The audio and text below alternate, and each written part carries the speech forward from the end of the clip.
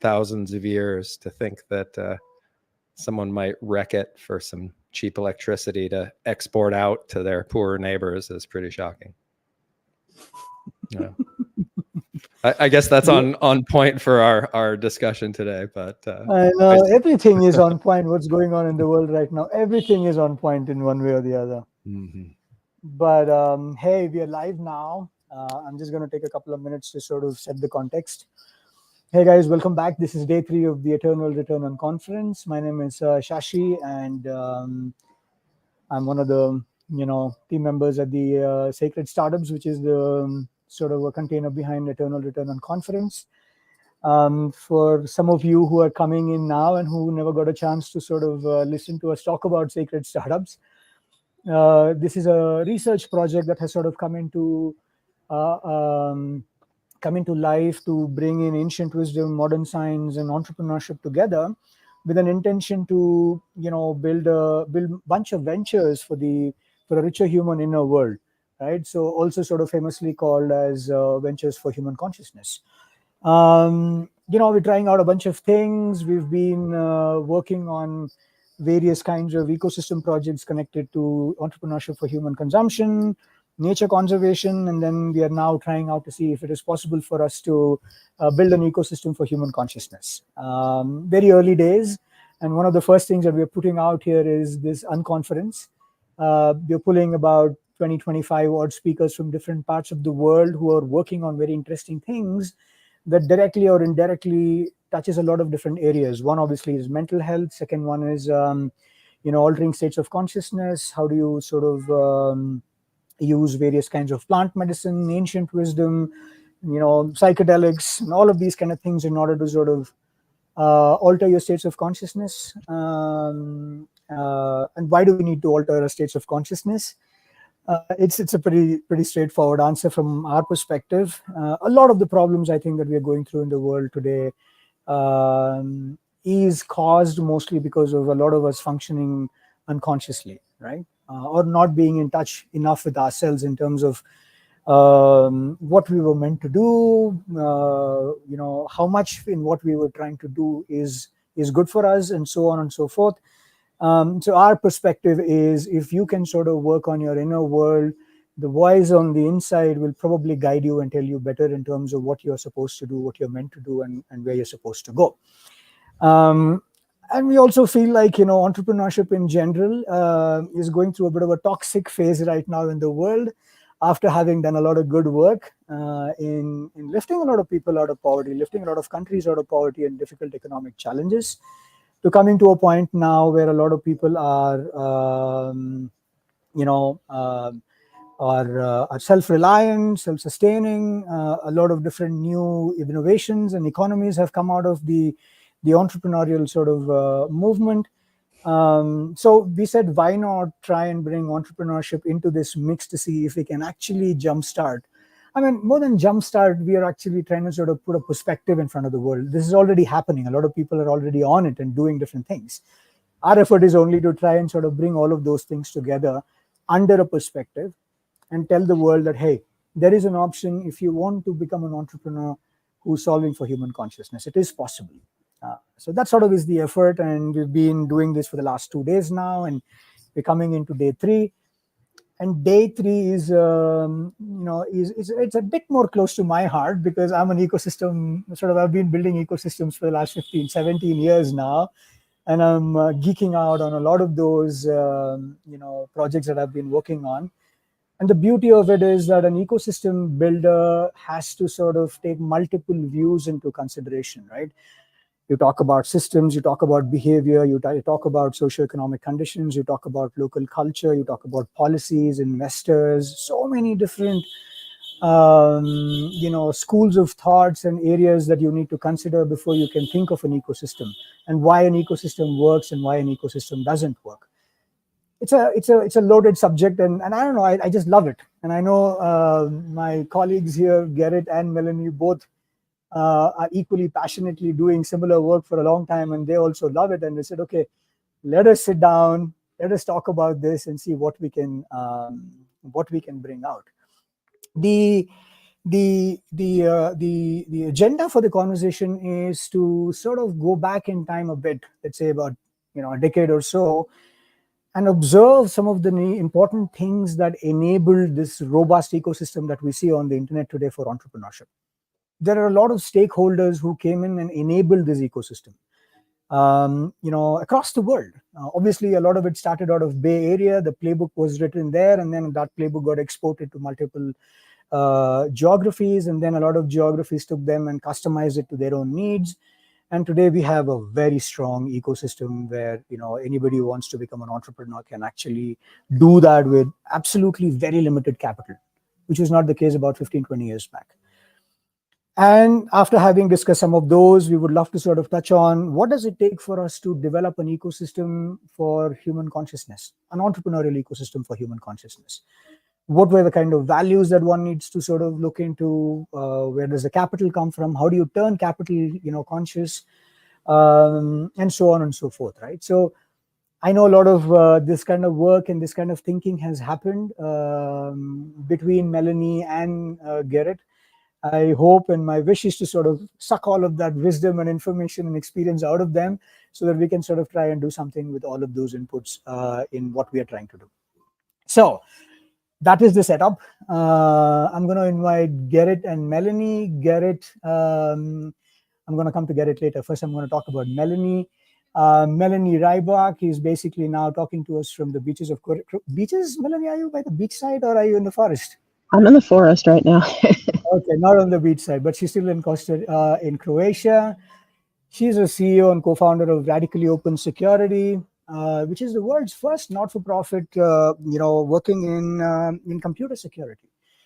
We will sort of explore some of those, those areas further down the conversation. And then she also has started something called this post-growth startup incubator, which is also a very interesting concept because incubators are usually something that people are looking at an early stage, idea stage, whether you want to turn it into a venture or not, kind of cases, right? But in this case, she sort of started an incubator for a post-growth company. I'm sort of very curious to know what were the thoughts behind it and why she did it and what is exactly post-growth incubator and things like that. So we'll get to that as well. Apart from that, she's got a lot of other beautiful awards. Let me read out a few. Most innovative IT leader of Netherlands, 9 most innovative women in European Union, 400 most successful women in Netherlands, and so on and so forth, right? But what really inspired me and sort of got me what got me drawn towards Melanie is her grit with which she functions. She's taking a very innovative idea, she's hitting the road, she's going with all gusto, and she's trying to sort of make a point.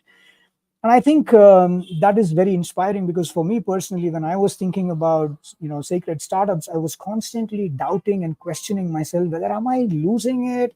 Am I doing the right thing? Am I talking the right language? What culture should I sort of adapt? Should I go aggressive? Should I go passive? What is this? What should I do? How should I play this?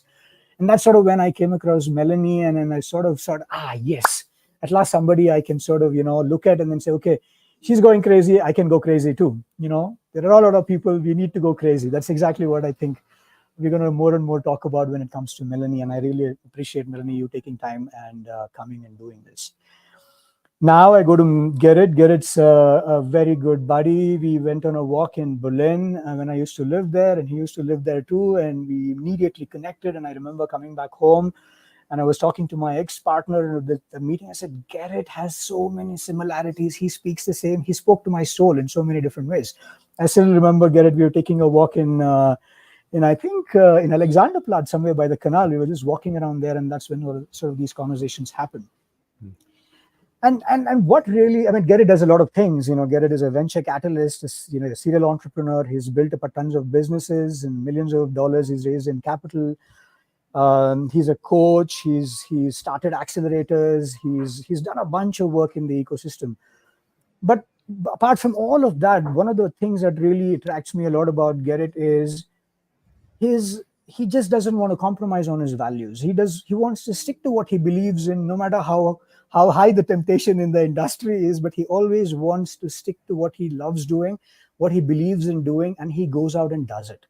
And one of the things that he's doing right now, he's pursuing his PhD, and he's also researching on neuroscience behind entrepreneurship. I mean, there is obviously the practical side of entrepreneurship, and then now seems to be a theoretical side of entrepreneurship. Just like physics, you've got practical physics and you've got theoretical physics. Like that, I think entrepreneurship is heading in that direction too. And Gerrit's work is more in understanding how the mind works, how the entrepreneur's mind works, right? What are the things that makes entrepreneurship happen? Where are these ideas coming from? So on and so forth. Managing pressure, stress, all of that great stuff. So there is so much to unpack in this conversation, especially for me. This is, to be very honest with you, I've been struggling in terms of how am I going to drive this conversation? What am I going to ask? What are we going to talk about and things like that? It was in last night when I was lying down in bed, it sort of all came to me, right? I mean, it sort of, at least, how do I begin this conversation kind of came to me. And I'm going to sort of start with that. Maybe Gerrit, you can sort of, start with this question. Sort of, we can start with you. In the last 10, 15 years, something has worked for the entrepreneurial ecosystem globally across the world, right? If you sort of go back in time into, say, 2010, 2012 onwards, a lot of interesting things happen on the internet because of a lot of ecosystem work that happened in the back end. Some of these, a lot of these were citizen initiatives driven by the community, started by individuals who were passionate about something, which has now given birth to an ecosystem that is so amazingly, robust, flourishing across the world, very efficient. It's almost now become a craft from what used to be an art. Gerrit, what I really want to sort of touch on, or rather ask you, is that what went right? What, according to you, went right in the last 10, 15 years? What kind of initiatives, what kind of people, what kind of thinking, what kind of playbooks went right for us to come where we are today? Good question. Maybe I'll start by saying I think it's important to differentiate between entrepreneurship and startups, right? Because entrepreneurship has been flourishing around the world long before any of us ever existed. And in some cases, it's by necessity. In some cases, it's by choice, right? And it's incredible. The most inspiring entrepreneurs I've ever met in my, I was a development economist for 10 years working mostly in Africa. And you want to see people hustle, you see, informal sector entrepreneurs, Shashi, as well, whether it's someone selling chicken on a stick when you're driving by in a bus or hustling on a street corner, like that's brilliant entrepreneurship as well. And, I think we have to be careful on who we put on the pedestal in some cases, because, innovation happens at all different scales as well. But I think what you're really talking about is the startup world, right? Which is a different type of entrepreneurship, but one I guess we're all familiar with. Great first world problem to be able to play in that space and work with these resources that a lot of people don't have. I think it's tricky to put a timeline on it, right? Because, if you were in Silicon Valley, if you were raised in Palo Alto, your ecosystem has been going on for almost 70 years, right? If you were in Berlin, it's maybe 20 years, right? And in other places, it's even less so. And to me, that's one of the most exciting things. And one of the catalysts that has really springboarded it has become the deconcentration of resources for startups, right? It used to take place in, San Francisco and New York and London. And, I've played roles in developing ecosystems in, small mountain towns of 2,000 people and catalyzing those resources. And I think technology has enabled that in a lot of ways. The different ways we work now and our openness to more remote alternatives and our communication technology has certainly helped. But to me, if there's one big variable that seems to be consistent in every ecosystem in the world, it's the culture of it. And the culture can come from a number of different places. Certainly popular media and, books and movies and stuff and what you read on the news plays a big role, but that's just drumming up excitement. To me, what actually builds ecosystems are success stories. And if you look at every thriving startup ecosystem in the world, it's because there were a handful of success stories, and the people behind those success stories decided to stick around and reinvest in their communities. So, you know, that happened with Fairchild and Intel in Silicon Valley. That happened with Rocket Internet in Berlin. That happened with Skype in Estonia, right? Like, all over the world, there are these success stories. People accrue some wealth and accrue some knowledge and experience and networks. And rather than run off to an island and play with their money, they decide to reinvest it. Whether that is utilitarian or not is another question, but reinvest it in their own communities.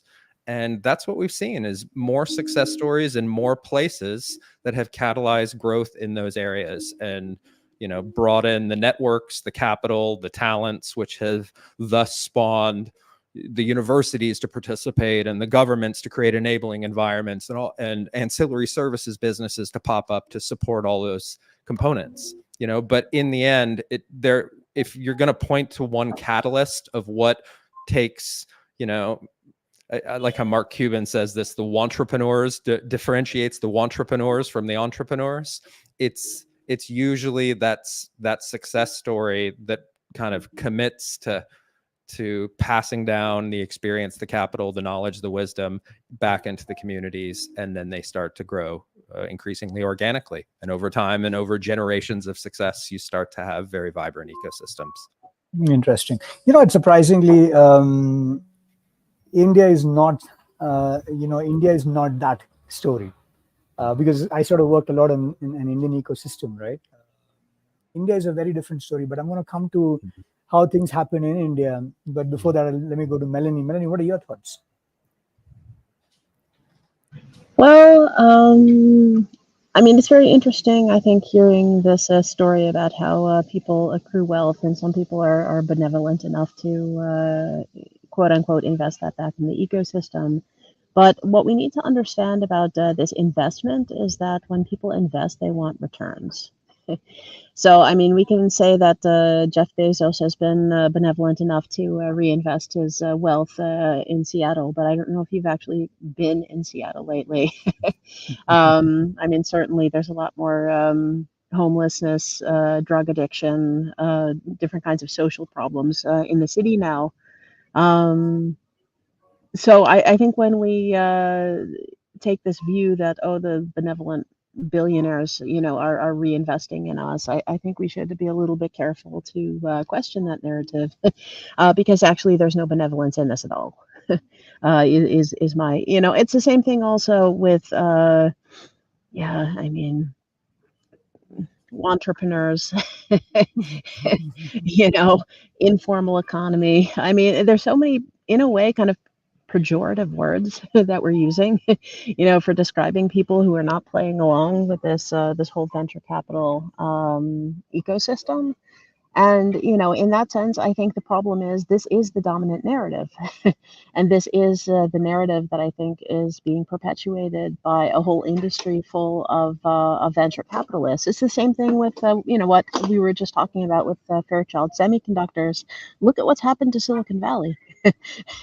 You know, and yet everywhere all around the world, you know, wants to be the next Silicon Valley, right? You know, I mean, Amsterdam might want to be the next Silicon Valley of, you know, of Europe or something, you know, but please, no, please, because we have an ecosystem, honestly, that's so much more healthy than Silicon Valley and the San Francisco Bay Area ever could be. I mean, given this this current state of affairs.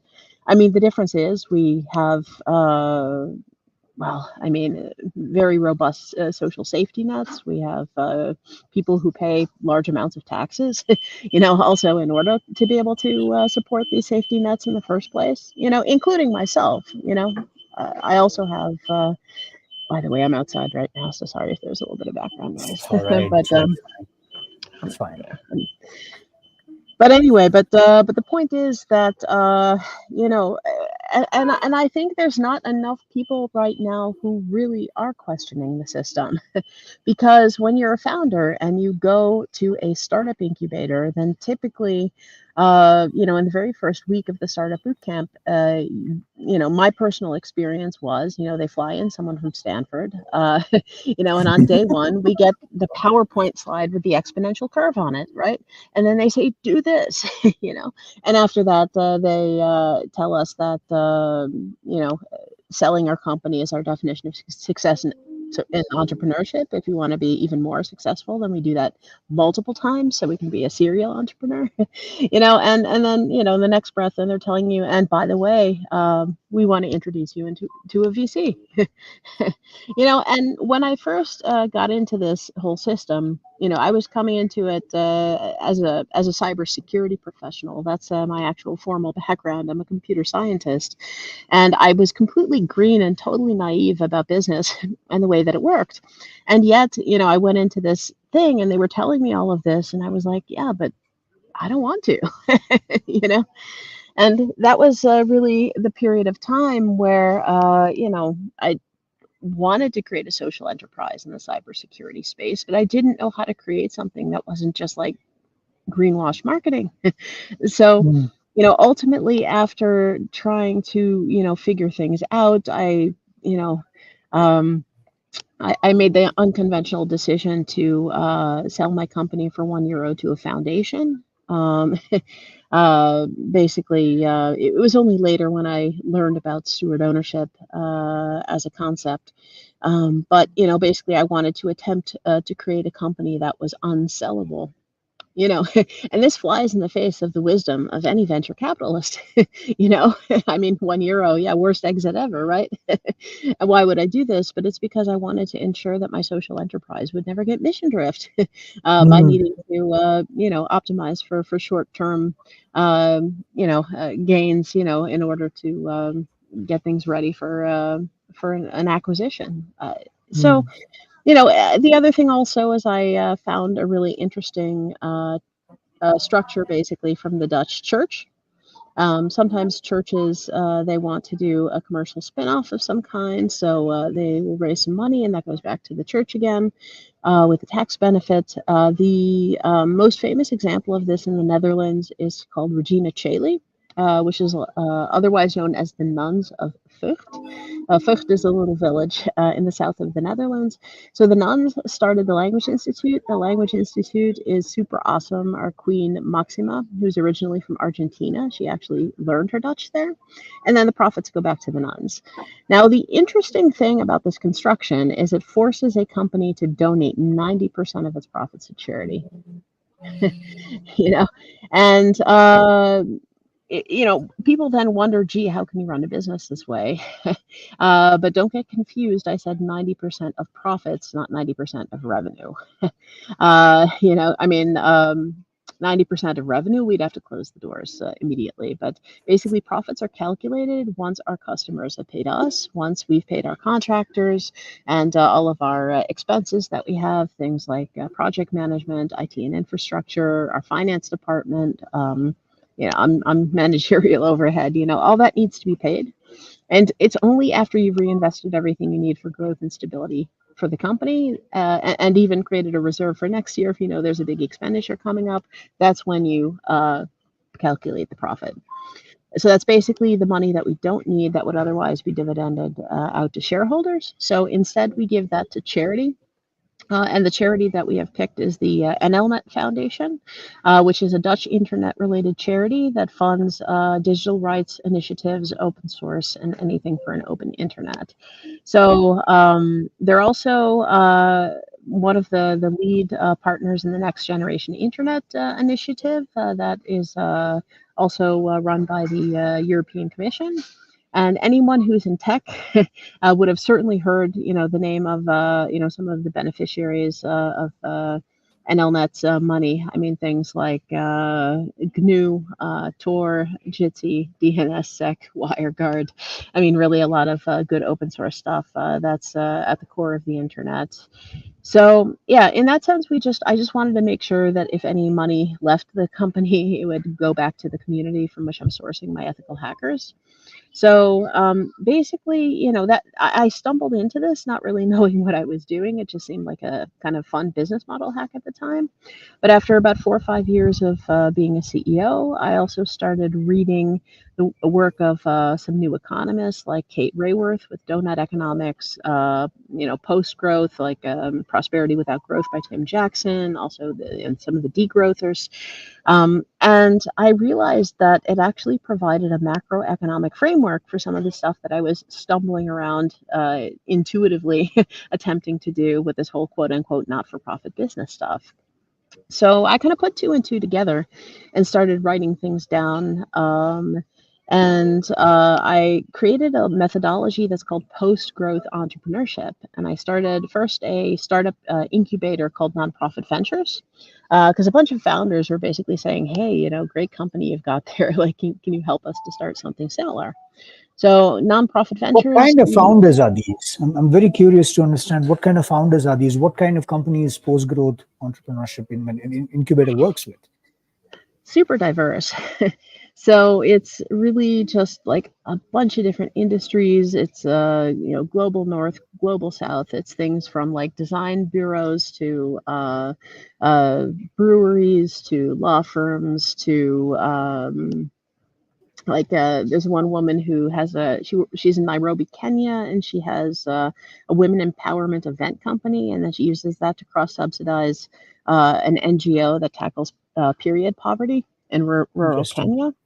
Yeah, so it's basically there's been 60 startups almost, and yeah. So is it fair to say that these companies have come to a point in their life where they've steady stream of revenue, some profits, they want to take all of that money and put it into something impactful? Is that what it is? And that is where post-growth incubator comes into play. You help them take some of that money and then sort of show them how to implement for the good of the world, for the good of the people. Is that what it is? Am I reading it right? Well, I mean, it's actually less about donating to charity, and it's actually more about reinvesting in your company as a vehicle for impact. Because I'd use this whole fiscal fundraising institution thing as a just playing around with my own company, trying to find a good formula. But I don't think that extracting is necessarily the point. I prefer to say, to quote Muhammad Yunus, because Muhammad Yunus, I mean, we all know him. He's the Nobel Prize winning economist from Bangladesh who invented microfinance and started the Grameen Bank. He wrote a really wonderful book that is called Building Social Business. And he defines social business as follows. Dividend-free companies for solving human problems. So the world jumped on his whole solving human problems thing, and thus evolved the ecosystem of social enterprise, along with things like impact VCs and selling your B corporation to Unilever. And yet the whole dividend-free part, it kind of, got swept under the rug. People forgot about it. And this is also part of how microfinance also as a concept got so commercialized, with sometimes predatory interest rates. But Muhammad Yunus, when he first started the concept, it was his intention that it would be implemented as a social business. In other words, dividend free.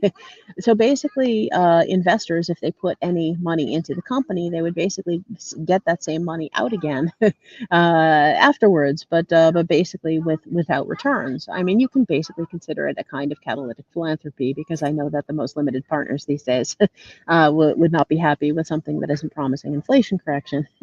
But the point, though, is he's saying that this social business in and of itself is a vehicle for impact.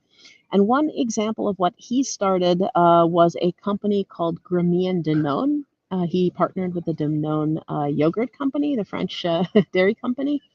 And they created a kind of yogurt, I believe it was called Shakti Doi, that they were selling in Bangladesh. And it was basically, they were selling it for higher prices in urban areas and then selling it basically under cost in rural areas just to make sure that the children were getting enough nutrition. So basically, he was reinvesting all of the profits. It was dividend free. And then the company itself is the vehicle for impact. So he basically called this a type 1 social business. A type 2 social business is exactly the same thing. It basically reinvests everything in the company as a vehicle for impact. But if anything is dividended out, it's given to charity. So I'd actually unintentionally started a Eunice type 2 social business without knowing it 10 years ago.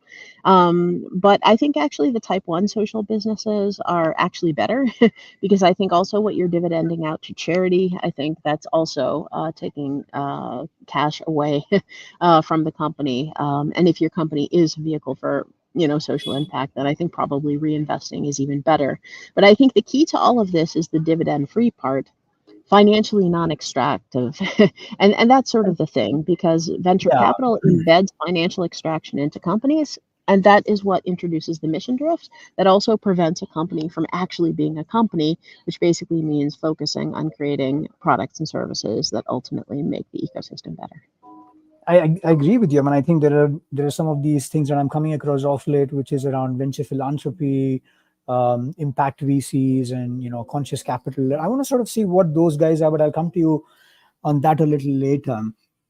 Gerrit, Y Combinator, single-handedly created so many microeconomies. Right? It created the gig economy, it created the sharing economy, it created so many of these economies. Do you want to sort of speak something about just whatever your thoughts are around how did they go about doing it, and why did they become so successful? What were the sort of situation in the world at that point in time where they could actually go out and create these kind of microeconomies? Any thoughts around that? Because I'm particularly interested in understanding how they go out and do that, and the timing of it all, and so on and so forth, because I want to try and see if a microeconomy for consciousness is something that is possible to even create or not, and how can one go about creating it, and what are the sort of things that one needs to keep in mind for it? Well, I mean, so the first thing is let's break down what Y Combinator is, right? Because you use that as an example. Y Combinator is a venture capital fund, right? Full stop. It's a venture capital fund that does additional programming on it. It's just a very, very early stage venture capital fund that writes checks, usually somewhere between 250,000 and 500K. So their job, as Melanie said, is to catalyze businesses and at some point eventually extract their investment with some type of multiple, which is usually substantial, 20, 50, 100x out of that investment. What is there a net positive or a net negative out of that? I think it depends. In some cases, it can be hugely impactful. I think I'm certainly not a fan of these massive corporations like Amazon. I think is a great example. They come with huge downsides attached to them. But one could argue that they also, Amazon's a crappy example because they pay and treat their workers pretty poorly unless they're at the high level. But there's companies like Google, for example, supposed to do no harm. I would argue they do a lot of harm, but they also create a lot of wealth for a lot of people and create a lot of jobs and whatnot as well. So it depends what you're looking at, right? It depends what you're looking for. I just wanted to just make that point because I think we have to be careful not to demonize the entire industry. Like, I'm not a big fan of venture capital. I've had opportunities to go into it, and I can't imagine doing that. It feels soul sucking to me in a way, but I would say there is a lot of change happening in that space. We're seeing more evergreen funds where they're not putting timelines and pressure on folks. There are funds that have capped returns, where they're actually selling to LPs that they'll get a maximum of a 30%, return on their investment. So there are progressive alternatives that exist out there. But venture capital exists for a reason, just like Y Combinator exists for a reason, because in competitive environments, in hyper competitive environments, like scale it it has some degree of importance because it could mean the survival of the company. If you are a smaller service business, if you are regionally focused on your customer base, you're not having larger outside competitors, pushing forces on you, then I think you can do that really, really effectively. If somebody wanted to, compete against Amazon and take down the beast, for example, that had the kind of shared values that I think most of the people that are listening to this do, it would be hard to do without significant capital behind it, just because, you will be outcompeted by those resources. Bringing it back to YC, right? Like, I mean, I don't know if Y Combinator is an ecosystem. I think they're a part of an ecosystem. It's really important to kind of differentiate that. I think we've been using this language of, talking about, someone creating an ecosystem. I'm more of the school that ecosystems are created by entrepreneurs that have shared values and shared interests, whatever that might be. It might be place, it might be purpose, it might be something else. But Y Combinator may have catalyzed some great entrepreneurs that then dispersed to different places and, connected with other people and started spawning ecosystems that way. But what makes Y Combinator so successful is the networks, the access to capital, the access to talent, all of the things that they give, those few entrepreneurs that participate, that give them a competitive advantage, essentially allowing them to move faster and potentially more efficiently. Potentially not more efficiently. They may burn through their capital, may burn through relationships and kill it. But it's a boost of rocket fuel. That's why they call them accelerators. I think this is probably the right time for me to step in to talk about the ecosystem in India, which I was actively a part of. Surprisingly, in India, things worked out in a very different way. I'm talking about a proper VC-backed sort of a venture ecosystem, but it sort of got catalyzed in a very different way, right? There were not-for-profit organizations which were set up and whose job was nothing but to build ecosystems. And maybe a developing economy thing, I don't know. But one of the main sort of reasons why in India the ecosystem really took off was of the outsourcing industry. Because there was a lot of people, a lot of talent, technology talent that was servicing markets in places like the US, in places like Canada, in places like Europe, who learned a lot about systems, who learned a lot about processes, who learned the language, who learned the culture, and then started thinking about doing something similar within the country. But then they realized that there was a huge need for some kind of a quasi-government entity to come in and sort of anchor all of these initiatives, to somehow bring all of these stakeholders onto the same table, and then to slowly start sort of, fueling the fire in a way to see if it really takes off. And while there were some, early cases of people trying out a few things in certain industries, let's say in smart mobile, smartphone, or in cloud computing, or any of these productization of tech and SaaS and things like that. But to a large extent, this whole industry sort of got boosted by organizations whose main charter was to build ecosystems, was to go out and find investors and convince them and to build stacks and infrastructure for people to come in and innovate, right? And I can tell you, while some of these companies like Amazon and Google and all of these guys were sort of figuring out their growth strategy in certain spaces, that sort of became a huge ecosystem support for developing nations like India. Say, for example, Google and Amazon were doling out in the early 2010, 2011-ish cloud credits to everybody who was starting companies, including Microsoft, right? So their whole idea was that you are a startup, you apply online, you get cloud credits, and those credits can sort of last you for as long as 2-3 years. And these kinds of perks that a lot of other people were also giving out, like MailChimp was giving out something or the other, Stripe was coming out and giving something or the other, enabled a lot of interesting people to start companies, which sort of also ended up competing with Amazon and Google and Microsoft and all of these guys in some way or the other. So where I like to sort of somewhat a part of it, like I would like to sort of partly disagree with you on Gerrit, is in developing nations context where ecosystem is something that sort of gets seeded instead of it coming together and organizing itself. So something that I sort of wanted to share with you. Do you mind if I jump in there? And I'd like to ask a question, because I don't know much about the Indian ecosystem, ecosystems, but I always thought what really, especially in tech, what really triggered the growth of technology in India and has eventually spurned all these startups was Infosys and Tata and all of those technology companies and innovation companies that started to grow, and the talents ended up eventually departing those companies and kind of creating more companies.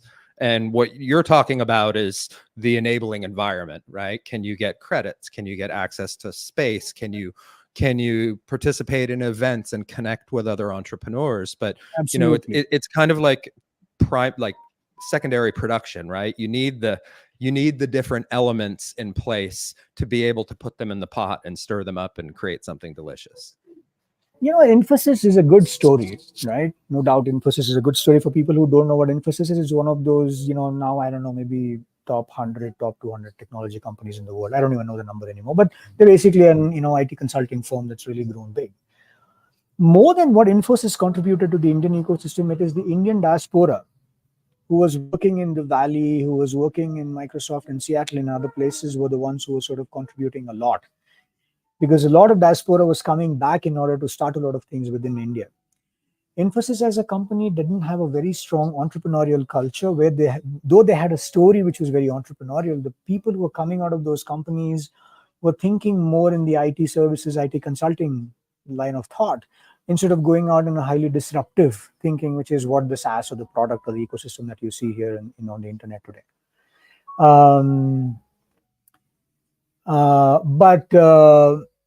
But I think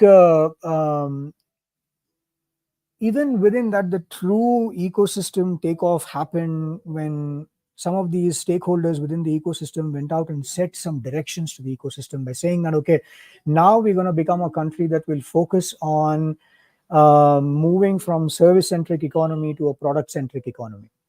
So what does a product-centric economy need for a startup which is working on product-centric, like SaaS, for example? What kind of ecosystem is needed? What kind of thinkers are needed? What kind of investors are needed? So those were sort of cultivated, those relationships and partnerships were established in a mindful way, so that this ecosystem can sort of shift from a service-centric ecosystem to a product-centric ecosystem. And mind you, there was no government intervention in all of this whatsoever. Right? It was a very grassroots, grounds-up kind of a thing. Having said that, Melanie, something that I want to ask you is, typically the venture ecosystem, for-profit, for commercialization kind of ecosystems, the tone is set by the venture capital funds, or rather maybe the funds of the funds, right, who are sort of setting what direction the ecosystem needs to go. I always wanted to ask somebody this question: what sets the direction in an impact ecosystem? Who sets it? Because are these companies like SDGs, IDGs, who come and sort of set up these directions, and a lot of entrepreneurs and funds and innovators come in and take those mandates and execute them? Or how do these ecosystems function? If you can share something with us. I think the social enterprise ecosystems and the impact investment ecosystems are also quite similar to the commercial ones. Given the fact that impact VCs also have limited partners, they also have the same fiduciary obligations to their limited partners the majority of the time. And also most impact VCs also are using the same fee structures, also with things like the 220, which is basically 2% asset under management fee, 20% carried interest. Just to explain to those who are not familiar with these concepts, if I'm a VC and you're my portfolio company, if you grow exponentially and exit, I get 20% of that. And that's a very powerful motivator for me as a VC to push you to do exactly that, right? So you can say that the carried interest actually embeds the growth imperative into startups. If you want to instead create an ecosystem where it's okay if companies grow organically and don't have to sell out at the end, then it really is as simple as getting rid of the 20% carried interest from the fee structures of the venture capitalists. Then suddenly they're actually pretty okay with just having different basically not having exits. I mean, this also lends itself more to things like debt financing than equity financing, but all the same.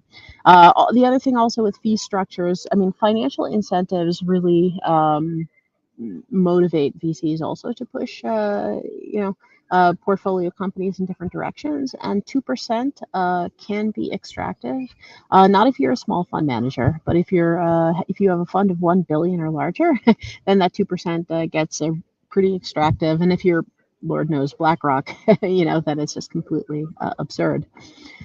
So there is a new generation of impact VCs that are applying, for example, steward ownership to their funds, and they're doing things like hanging their funds underneath a foundation and then adding a golden share to ensure that that the fund won't be sold. I mean, for example, Purpose Ventures has implemented their funds as steward-owned co-ops, which is actually quite interesting.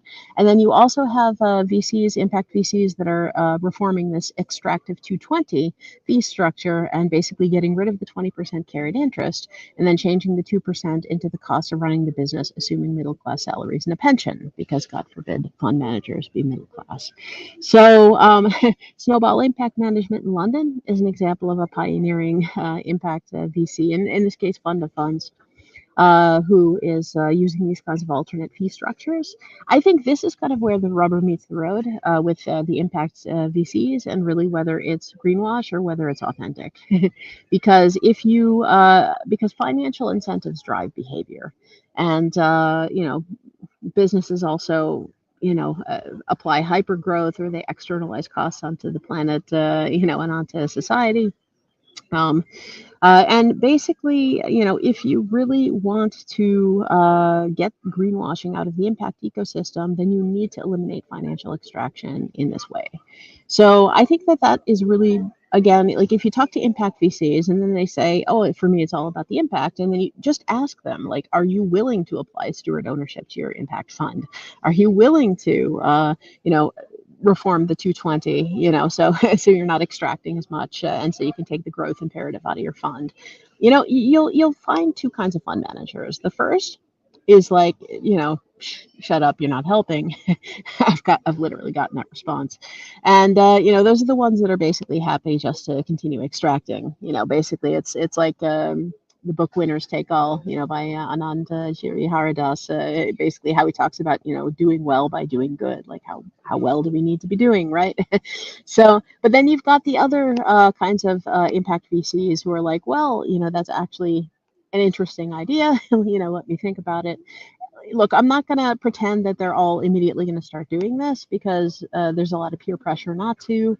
And on top of that, like, very few people want to put themselves in financially disadvantaged positions compared to their peers. And also, I think there's just not enough education about these kinds of concepts at the moment anyways. So in that sense, I mean, I think really to really build this kind of a non-extractive financial ecosystem, I think we need to first let people know that this kind of thing is actually an option. And the second thing also is I think we need to educate the limited partners, because as soon as you talk about getting rid of the carried interest, some pension funds will immediately say incentive misalignment, which is really bizarre if you think about it, because the greediest fund managers are not necessarily the best fund managers, and on top of that, why would they want to pay higher fees? Like, that doesn't actually make sense. They'll get better returns anyway with lower fees. Yeah. Can I just jump in? Can I jump in here really quickly, because I think Melanie made a really good point, one that I want to underline, but another part that maybe I want to provide an alternative angle to, which is the structure of venture capital is a problem. I 100% agree, and it's really problematic, but I see the root cause is different. So first of all, the 2% management fee, it's worse than it was described. It's not 2% of the fund, it's 2% per annum. So if you have a 100 million fund, that fund is getting 2 million a year for their operating costs, right? But keep in mind, the super majority of venture capital funds are, about 3 to 5 million bucks in them. So the management fee is not even enough to cover a knowledge worker salary of 2 people, right? Because most of the whole microfund failure is because of that, right? Right. That's right. And that money comes out of the LPs pay for that. It doesn't come out of the startups. You could argue that, yes, they could deploy more if they weren't taking any income altogether. But when you talk about the big funds, the multi-billion funds or the hundreds of millions funds, yeah, they're flying private jets and they're doing all the things that we have issues with. To me, the 20% carry is the upside incentive, you could think of a venture capital GP like a startup founder. That's what they're, usually there's no upside in the first fund. They actually make their real money in the second fund. But nevertheless, it's substantial. People can get quite wealthy. That's why they get into it. Keep in mind, it's a long tail play. They're not getting wealthy in 10 years. They're getting wealthy in 20, usually is when the real money starts rolling in. But the fundamental problem with VC funds, I don't think is the 2 and 20 as much as I think it's the 10-year life cycle of the fund. Thank you for saying that. Yeah. So what happens is LPs invest on a 10-year cycle. So that fund has a 10-year cycle. So those LPs want returns at the end of those 10 years. Now, if you're a startup and you get a small check from a VC fund in year 1, you have 10 years to grow your company before, 9 years, 8 years before the pressure starts getting turned up. If you make the mistake of being one of the last investments out of a fund, which is usually year 5 or year 6, you are now on a tight timeline, right? So I think sorry to sort of jump in, because this is something that I want to add to this here is my areas of interest in a lot of the things that I do is mostly focused around the side effects and the cultural aspect of it, right? So what I have, correct me if I'm wrong, something that I wanted to talk to somebody about is the kind of culture that it is setting. Because you're coming in with this time, sort of a restriction of 7 years, 10 years, which is the fund life cycle. And if you're going into the latter end of the fund, then there is so much pressure for you to sort of do more, exit faster, get out of the business. One of the classic examples that we might have seen is in the mobility entrepreneurship space, where a lot of these kick scooter companies and all of these other sort of, last mile connect ventures destroys so many things by taking the same philosophy of build fast, break faster, by creating so much trash and not taking any responsibilities for it. And all of these sort of somewhere I realized dots back to the pressure that the investment community puts on an entrepreneur based on the life cycle of a fund. Right? Yes and no, Shashi, because there's something important to keep in mind. And, I think it's important that both sides take accountability in these situations. First of all, there's more and more evergreen funds that don't have that 10-year cycle. We need more of that, full stop. Fair because enough. That does take some pressure off. But keep in mind, you're a startup founder and you raise venture capital, right? Generally, ballpark, you're going to raise somewhere around 20% as an easy number, right? So you raise $2 million, you give up 20% of your company. There are some predatory deals and there's some sweetheart deals in there, but let's use that as a baseline. You raise that venture capital. Those VCs own 20% of your company. They do not have the power to force you to sell your company until they have a majority stake in that company or close to a majority stake. Sometimes there's preferences that can push it over the line. So I think there has to be some accountability to the founders too, right? The founders are taking more and more venture capital because they want to grow faster and faster and faster and accrue more wealth. So they're taking more and eventually they become minority shareholders in their companies, right? So I think we also have to look at what are the objectives of the entrepreneurs themselves. If they need a little startup capital to get things off the ground and then they want to stay sustainable, and run a long tail business that operates for the rest of their lives. They can do that when they make enough profit. They can buy out their investors. That happens so frequently, especially in family-owned businesses, right? See, So this is a thing that we are talking. It's a beautiful point. Thank you for saying that. But I think we are at a point where we've got, let's say, third generation of entrepreneurs who are coming in, serial entrepreneurs who know the game, who've perfected a lot of these things, who know how to sort of think long term in terms of the side effects and whatnot. But if you're an early entrepreneur, if you're doing it for the first time, or you go back about 10 years, back in time, this whole playbook itself had not matured enough, and it had not given out enough negatives and positives to the world to say, okay, this is what works and this doesn't work. And I do believe that there's a lot of brainwashing that happens when you get into the system in terms of how the culture itself is set in a certain way, how you need to think, what you need to do, what you don't need to do. And that sort of has become a thing. Because if you fit in or you're out, it's just that. I mean, if you don't speak that language, if you don't operate in that culture, then you're out of the system. So there is obviously some accountability that needs to be taken up by the founders, no doubt. But I also feel like the system itself forces you to change and think like them. And if not, you're singled out. And that sort of is the fact. One of the things that I wanted to ask you both here is, given we are trying to do something, in the area of consciousness and things like that, treat this as an advice, treat this as a sounding board, treat this as whatever comes through you. Should we build a syndicate of investors to look at investing in companies that are working for human consciousness, or should we simply go and build a crowdfunding platform? What do you guys think we should do? Maybe I can respond to this one. Maybe rather than building syndicates, maybe we should instead be teaching companies how to bootstrap. Because throughout all of this, like this entire conversation, I keep hearing about competition, like we need to compete. I keep hearing about we need to move faster. We need rocket fuel. I mean, I'm hearing all of these terms. This all plays into the standard Silicon Valley mentality that is pervasive all over the place. What I'm not hearing about is bootstrapping. And, it's sort of starting to come into the vogue a little bit again. But, it's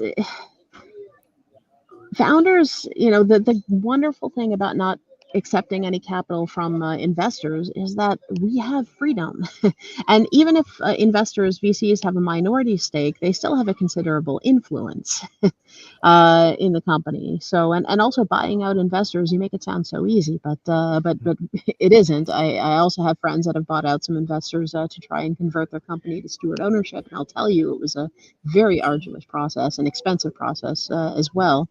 So let's not trivialize getting rid of investors either. So, but the point is, people start companies because they don't want to have a boss. It's because they want to do their own thing, right? And generally, the interests of the financiers are not the interests of the startup founders, right? And we should have the freedom to be able to build that company that we want to build for ourselves, right? And I mean, just like the term lifestyle business, right, is used by the VC industry as a pejorative. Like, excuse me, what's wrong with having a lifestyle business? I've got an absolutely fantastic lifestyle business, radically open security that is 50 people. We're, running, we've had hundreds of customers. We've got a couple million in revenue, and it's, we've donated over €1 million to NLNet. On top of that, like I'm calling with you, in the Plitvice National Park in Croatia, and nobody can tell me not to. I mean, I've got a great lifestyle, and so do the staff that's working for me, and we're a social enterprise. And on top of that, like we get to do security audits for like the EFF and Tor and like Tails and like I mean, but the Dutch energy grid and like a whole variety of different customers, including the not-for-profit sector who we work for at cost price, on a zero margin basis. There's no VCs to tell me not to. We also, all of our intellectual property, we've open sourced it, given it away, like basically made it an OWASP project. This is our pen test reporting suite called OWASP Pentext. And, again, we can do all of this because there's no VC to tell us not to. And the other thing also is talking about unseating, Amazon, like, and how much funding you would need to create the next Amazon, to replace Amazon. Like, excuse me, why do we want to replace Amazon? Because anything you create that's as big as Amazon is just going to recreate the problem. So we shouldn't be trying to displace the tech giants by building another tech giant, but it's actually, as Kate Rayworth says, we need to build ecosystems. We need to displace, Amazon or Google, or with a healthy ecosystem of businesses, regenerative and distributive, right? And also even considering India, that too. I remember reading articles about how when Amazon first wanted to move into India, how there was a whole lot of protest at first, because basically a lot of shop owners on Main Street were incredibly afraid that Amazon was basically going to come in with its war chest of I think it was like 7 billion or something, basically just like sell stuff for under cost, put out the Main Street shops, and then once they're out of business, then raise prices once they've achieved a monopoly position. And this is what we don't understand with all of this venture capital. It is creating monopolies by design. And then we're surprised that we keep getting, all of the same problems in every single ecosystem. I mean, I wasn't familiar with the other Indian company you mentioned, but like Tata, for example, I can tell you that there's right now legal battles happening with Tata Steel in the Netherlands because they're doing quite some damage also to our ecosystem with their steel plant. So, in that sense, I mean, let's be careful about who the role models are, that we're using here. Back in the days when, the economy was more distributed, it's kind of like, in that sense, the Catholic principle of subsidiarity, which basically means that you should just create, businesses in this case that are just as large as they need to be. And then rather than trying to, turn it into this multinational, instead just help somebody else to do the same, right? Just like keep things as small and as localized, as possible. Because if you consider, sort of back in the days, I mean, a lot of now what's going wrong with ecosystems, including Croatia, where I'm visiting right now. I mean, so many of the problems really start with investors. Investment. It's part of why housing is almost no longer affordable anywhere. And I think that this is sort of really the thing. We need to shift this entire narrative, away from this story of growth, hyper growth, and and acceleration and rocket fuel. We might be creating a small number of monopolies, but with that kind of hyper growth, I mean, it's no wonder 9 out of every 10 startups are failing. So let's just teach people how to build businesses the old-fashioned way by actually having paying customers. Can I comment? Can I comment here? I know real you've quick, been comment. Yeah. I mean, look, I think there's some lines crossed here, like crossing lines of communication, because Melanie is clearly talking about entrepreneurship, and I couldn't agree more. But my understanding is this conversation is about startups, and that is not the same, because startups, by definition, the academic definition of startups is building scalable companies. That means companies that grow fast. Yeah, it's in the literature. Whose literature? I'm sorry. Anybody who creates a company that's small and that's brand new is creating a startup. I mean, there's no investment capital that's necessary. You absolutely don't need investment capital. That's absolutely correct. But understanding that we need more small businesses, the idea of breaking up monopolies is absolutely great. The idea of decentralization and deconcentration is something that we need more of. If we could take even a more bioregional approach to the way we build businesses, would be even better. But I think we also need to take a multi-pronged approach. We can't all say we're going to build small businesses and cluster them together, although we should be doing that. We also need to look at the problem. And the problem are those big businesses that are out there. I can tell you, I built a VC-backed social enterprise that contributed 10 million a year to philanthropy, to local organizations. It raised millions of bucks. Our clients were Fortune 100 companies, but it had an impact. And it got some of these big companies to essentially peel off some of their profits, because we found a way to align incentives correctly to peel off some of those profits to actually do good with that money. So I think we have to be careful not to demonize these different approaches. You can find really powerful impact targeting the scale, and you can have really, really powerful impact building lots of small bootstrap businesses with the right ethos. But if we just do one or the other, I don't think we're going to see the change that we want in the world, because unfortunately, when resources and wealth and power get concentrated, they get very, very difficult to break through. So I couldn't agree with Melanie's approach completely. I just think that there's other ways that we can do this too, right? And we can look for ways to find partners, right? And find, you know, I was a development economist. My whole world was like, I was the biggest socialist in the world. Ironically, I became an entrepreneur along the way, because I found that there were other approaches. There were multiple ways to do this, you know, and I think there's great people that are trying to build things at scale, that are trying to do things in a positive way, whether they're venture capitalists or startup founders or scalable entrepreneurs. So we need to change the mindset of people. Like, we can talk about institutions and systems and programs and regulation all day, but in the end, we need people to start thinking the same way. So we want to start talking about ecosystems. It's getting people to think consciously, and whether they're operating in big companies or in small businesses, that's what's gonna have the change. So the reason I'm here is because of the discourse about this, because wherever you are in the world, whatever you're building, if you're at a giant corporation or you're building a small startup or you run a small business, the consciousness comes from people with the shared mindset that are tackling this problem from all different angles, because a singular uniform path is not going to solve the problem.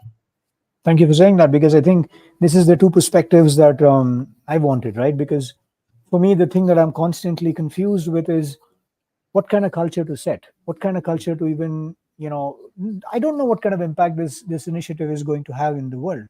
I'm not even thinking about it going big, growing, you know, hyper growth, none of that kind of stuff. My thinking is about starting a conversation with the world, starting a conversation with the ecosystem or the universe, by saying, like, how should this ecosystem look like?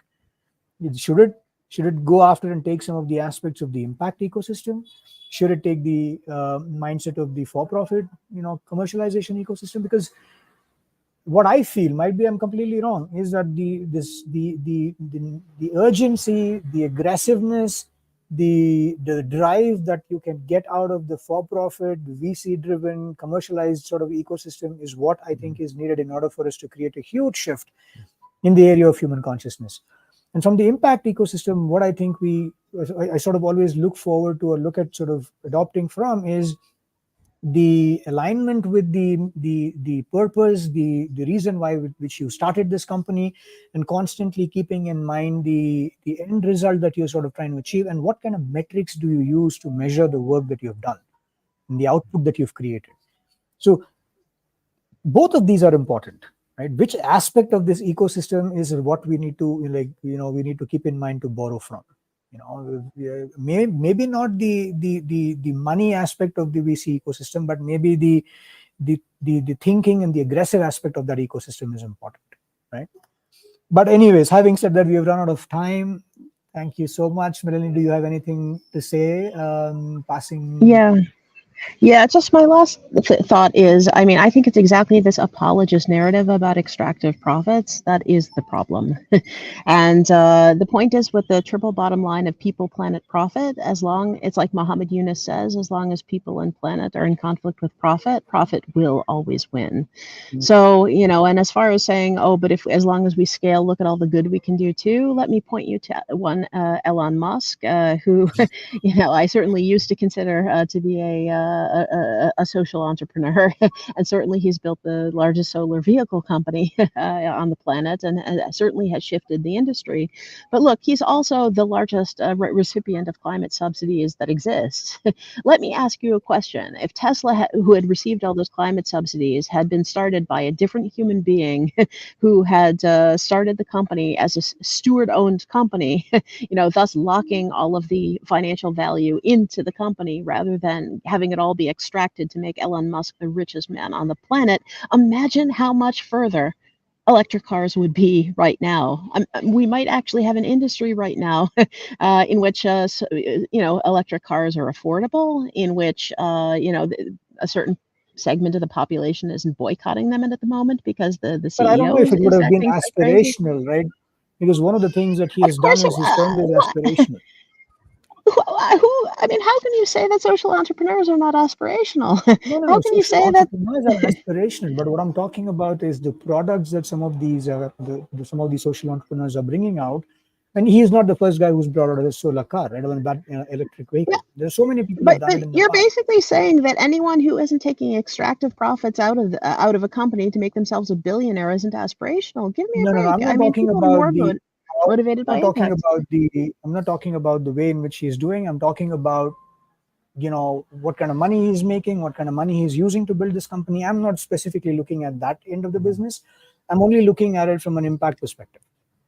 It has had its own positive impact, especially in And it would have countries. had even more impact if that money had gone to somebody else, who had kept more of the money in the company rather than, for example, pulling all that money out and using it to buy Twitter.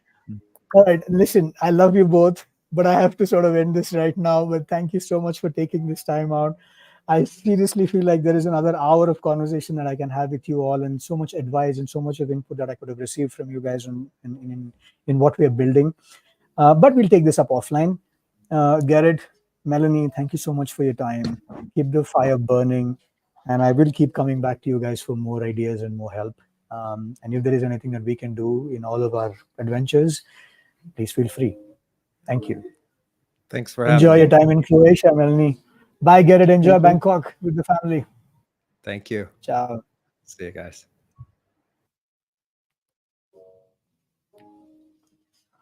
All right. That was heating up, and I'm glad we ran out of time. Hey, Itai, sorry to pull you out.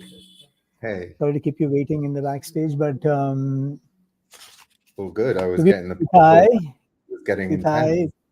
say it again. I was saying all good. I was getting the popcorn out. It was getting intense.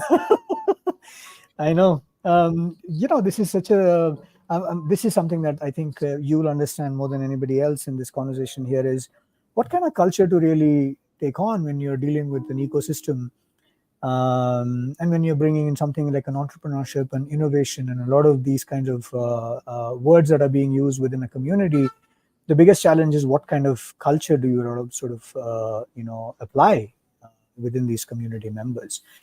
The reason why I think it's an interesting question for you is because you're building something interesting, which is trying to make cities conscious, which is a huge, ambitious statement, and at the same time an endeavor.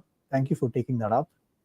Why? What set you off on this goal, in this direction? Tell us, maybe give me a quick introduction about who you are and what set you off on this direction. Sure. I actually found kind of this conversation that I was listening to previously, the one you just had, was very alien to me, I have to say. Even though I live in the startup nation, I live in Israel, and Tel Aviv is a very big startup ecosystem. I come from an architecture background, and the whole idea of entrepreneurship was not really something that I considered in when I was starting the Conscious Cities movement and the Center for Conscious Design. I guess not everyone is built in that way to perceive kind of what they're doing and their endeavors as something that can be scaled or monetized or capitalized on in that way. That comes with the positive and negative parts of it. In some ways, like I think some states of mind might be able to scale things better. There was an interesting concept that Melanie talked about, which was mission drift, which is something I was always kind of aware of. And when there were conversations about, investors and so on, that was kind of my main fear. And I think there probably isn't enough for people like myself. Maybe we're not exposed to enough different types of ecosystems that might give us more hope and might scare us less to engage with. And But that's amazing, yeah. and I think, you know, what your initiative and what this conference is something that I think would be healthy for people like myself and our ecosystem to be exposed to, because we might end up being more impactful without kind of activating all the fears that we might have around being too businessy, being too you know, entrepreneurial. Specifically in my work, when you talk about something like the consciousness of a city or the consciousness of a society or our relationship with place, these are things that are very philosophical, and not necessarily intuitively connected to business. And so I think, you know, I prepared a talk to talk about what we're doing at the Center for Conscious Design and Conscious Cities movement.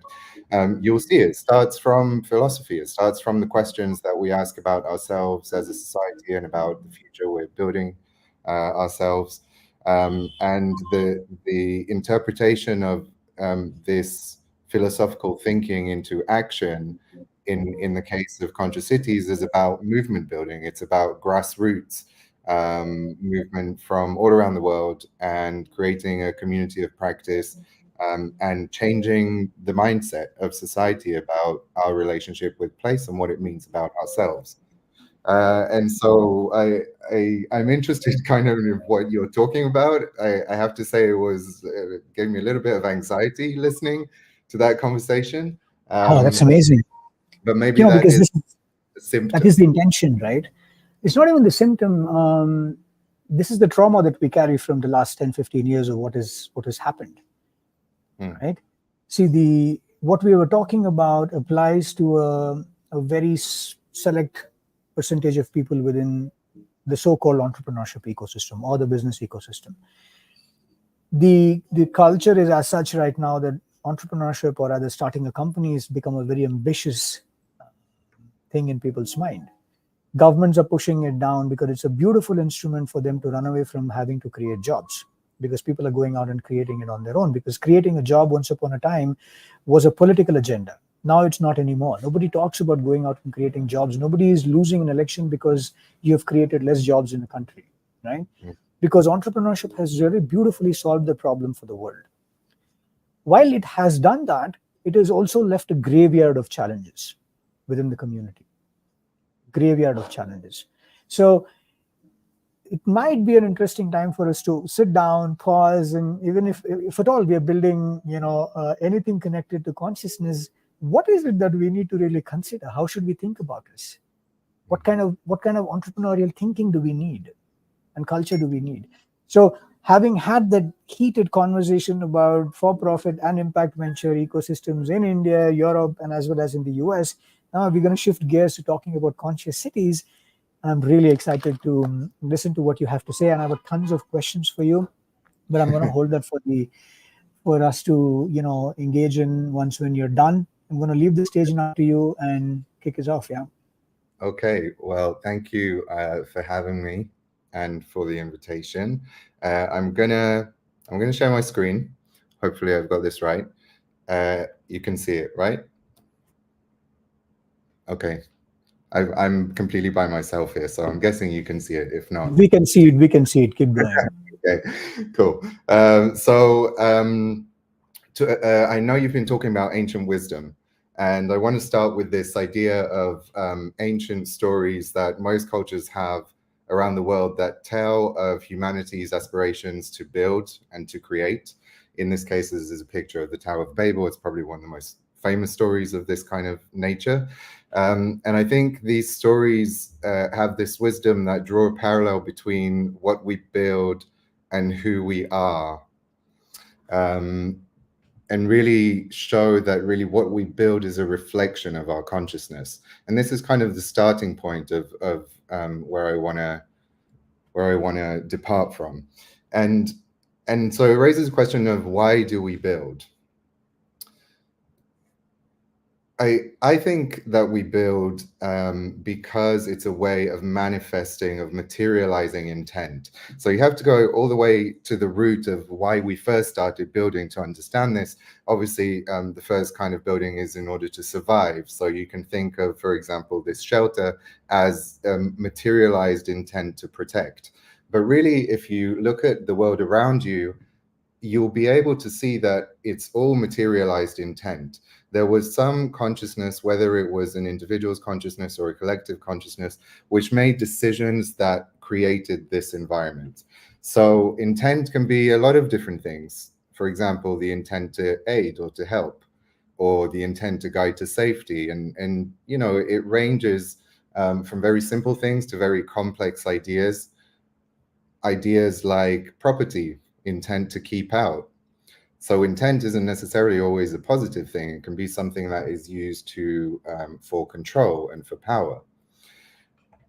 And there is a lot of positive intent, the intent to welcome people, and the intent to include others, the intent to empower. This is a picture from Rabin Square that was designed with the intention of allowing 40,000 protesters in front of City Hall. And this is an opposite example. This is Trafalgar Square. If you've been there, you might have seen these two huge fountains on the sides. They look like they're there for beauty, and they might be partly for that. But really, the reason they were installed in the 1850s was to stop congregation and to stop protest. And therefore, this is really a hidden intent to repress. So how aware are we of the intent that is embedded into our spaces? And often intent or built intent is in conflict with what we want, what we desire, and that conflict creates a tension. And intent is always in dialogue. Here you see this building. You might imagine that when it was built, it was very geometric and clean. You can see over the years it's been adapted, changed, and so on, because there was this intent of the building and there is this accumulative intent of its residents that create a dialogue and therefore change the environment. And so when you look around your world, your environment, it's a very good question to ask, whose intent are we living in? You can say that all cities have been conscious since the beginning of cities, because really cities are an accumulation of all the conscious decisions that built it. Some cities might be a reflection of social hierarchies of power. So for example, what you see on the left, these are ancient cities where a ruling class created a very rigid reality for others. And on the right, what you see are environments or towns or cities that grew up organically in a more egalitarian manner, because the scale at which they grew, the type of decisions that were made more on a collective level and not in the same kind of hierarchy that you might see in the examples on the left. And when we look at architecture practice now, often architecture is seen as object. So in a way, the industry of architecture kind of sees itself as the force that creates the intent that people live in. And this idea of architecture as object, what you see here on the top is a model of Zaha Hadid building. And it's very different to how we actually experience space. We don't experience space as object. And what these kind of discrepancies bring up are the questions of how our environment's created, how our environment's designed, whose intent is represented, and how is it manifested. So with all these questions in mind, the Conscious Cities movement really takes into account this idea from Henry Lefebvre's Right to the City, which is what you read here: far more than the individual liberty to access urban resources, it's a right to change ourselves by changing the city. So if a city is a reflection of our values, of our culture, then we should see it also as a tool to navigate into the future. for changing ourselves and for creating the path forward for our society. My background is in architecture. And when I studied architecture, I felt that a lot of the effort in education and architecture was about creating form, was about looking at the architect as this source of form to be built, rather than a medium by which the architect can represent the needs and intentions of something more collective and be the medium by which that becomes materialized. And these kind of questions about why we were educated this way in architecture, and the fact that architecture and our environments have such a huge impact on our health and well-being, raise the question of, should we be designing and building in this way? Or should we be thinking about how we change the profession, how we change the built environment industry, and what does it take to create that change? Because in a design process, you have many choice points, and each of these choice points are informed by something. Historically, the architecture profession, well, the people in the architecture profession usually come from a place of privilege and power, and they usually represent bodies, organizations, or individuals that are in power. And therefore, the information that goes into the decision-making of each choice point is influenced by that hierarchy. But what if we tried to think of a different way to inform these choice points? What if we took the intention, and I think most architects go into the world with the intention of improving the world, what if we took that intention and made it methodological, made it foolproof? What would that mean? And this is really kind of the root of where Conscious Cities started off from, which is, can we take the huge amount of knowledge that we have already about how we experience the environment through the social sciences, through neuroscience, through cognitive science, and translate that knowledge so that design decisions are based on evidence, and they're there to sometimes correct intuition, sometimes augment intuition, but really create a greater awareness in how we make design decisions. And so it means really thinking again about what design is, what the process of design is, because traditional design is this imagine, design, build process. And at the end of that, tapers off, architect leaves, the developers leave, people are left to that environment. That's a very static thing to leave behind. It's a thing that can't be in dialogue. And we spoke about just now about what it means for that intent to be in dialogue. Is that dialogue healthy? Does it even occur? How much strength and how much force does architecture impose on the people in that environment? And how much does it allow for the dialogue to make a space evolve? And so the crux of conscious design is really about looping back into that process. Because the only way for environments to stay relevant, to react to our needs and our aspirations, is for the environment to be in dialogue. And for that dialogue, you need to bring it to life. You need to say that an environment isn't finished at the end of a building process. The end of a building process is just the beginning of a feedback loop that should continue forever, essentially, for as long as we want to be using that environment. And so at the Center for Conscious Design, we take these ideas. I'll speak a little bit more about what the center is and who is there and what kind of community of practice gather there. But first, just a few words about conscious design principles that really reflect everything that I've just said. So how do we get to this point where environments are representative of collective intent? How do we get to the point where they are, when an environment is alive and reacting to feedback? So the first kind of group of principles, of which we have 12, is collaborative. A process needs to be collaborative in order to represent collective intent. A project needs to be co-imagined, it needs to be co-designed, it needs to be co-created, and in the end, handed over not just to a single entity, it should be co-stewarded as well.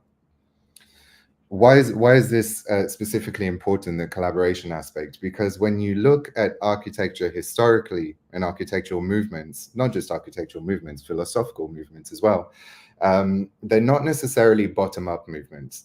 They are usually one directional. So there is a influential group of people, they come up with an idea, somehow that idea, it can resonate with the culture, but often it can be a top-down process. So you see all these different architects throughout time that were sure, they were absolutely sure that their style is the one that is the ultimate style of architecture. We've already reached this pinnacle, so therefore, you know, modernism must be the pinnacle, or what was before it must be the pinnacle, postmodernism, and so on.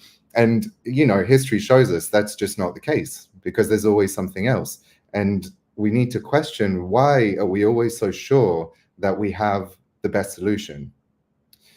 When we look at what these kind of shifts in movements and ideas are telling us, is that we never really know, because when we refer to a philosophical idea as the source of why something is right or not, it's going to change with culture. But if you think of conscious design, or the way that we design in the future, as something that emerges from the universal conditions of human flourishing, the universal experience of what it is to be a person in a community, in an environment, then we're looking at things that are much more universal and much less subjective in terms of culture. And then that leads you to ask, okay, then what is the spatial experience of a universal experience of someone in space, in a community, as an individual? And a good way for it to look at it, and I think a very simplified way to look at it, and it shows why collaboration is important, is that an experience is not had unless it's a collaboration between the designer and the person. So if you imagine this process, a designer has the intent to create a place for someone to sit. There is that intent. There is a manifestation of that intent. It's a bench. But unless the space participant intends to sit and wants to sit and engages with that environment in that way, a phenomenon doesn't happen. That experience doesn't happen. Therefore, all spatial experience is this dialogue of intent, of the intent that's embedded into place and the intent of the people in that place. And when those intents are aligned, then we get environments that are healthy and that think about and respond to the needs of people. How do you create this awareness? Because we're talking about now designing for space participants and people in an aware way, because we need to understand what they might want, how they might work, how they might behave. And so the second batch of principles are about awareness. How do you design in a way that is context-driven? How do you use an evidence base to make more informed decisions during the design process? How do you embed that awareness into the dialogue in the evolution of a space? And what we're aware of is a really interesting thing to talk about. I like this quote from Albert Einstein: not everything that counts can be counted, and not everything that can be counted counts. And I think this is really shows that what we see, what we learn from our environment, the language that we use really shapes what we believe is possible, what we believe is important, what we assign value to. And so the things that architects and people involved in the built environment are usually exposed to are very mechanical metrics. They talk about, you know, the things we can measure, the materiality, the light, and so on. And so we speak in that language, and therefore that language creates the environments. But that language doesn't just create the environment, it also pushes the evolution of places. So if we can measure passenger numbers on airplane seats, then passenger numbers is the driver of the evolution of that space. That's why we see passenger seats, the space in front of us shrinking and shrinking until at this point, I can't even sit with my legs straight on a seat, because that is the metric that is pushing the evolution. And that happens everywhere. Look around you and see places that are unhealthy, or that they seem that, how did they get to this place? Most of the time, it's because there was some kind of metric that evolved this place to be the way it is, be it from passenger numbers, from, for example, neighborhoods around cities that were ravaged to build highways over, or connections. That metric was travel time. And when you see spikes in public spaces, that metric is maintenance. People who have these environments don't want to invest in maintenance. They don't want people to be there. They certainly don't want homeless people there. Therefore, they go with that metric of, how do we make this easier to maintain? The problem with that is that when we don't have information, we make bad decisions. And a really good analogy for that is the food industry. In the past, any company or organization, company that made food would succeed if the food was tasty. And the impact that had on our health is really visible. We know there's obesity, we know there's a lot of health issues, because it created a culture and habits that were uninformed. When we see something like this initiative that most people would have I think in most countries now, which is showing the nutritional values of the food that we purchase and we consume, then it starts changing our behavior. Now, the studies that show whether this changes behavior or not show that it's very gradual, because it's about habits. It's about change that takes a very long time in culture. But the idea here is that when you make something visible, when you put numbers to something, then it becomes a value. It becomes something that we can work towards. It becomes something that we can include in our decision making. And so, can we do the same to our environments? What would it take to change the way that people view their experience of an environment, how an environment affects them in the way that they might view food?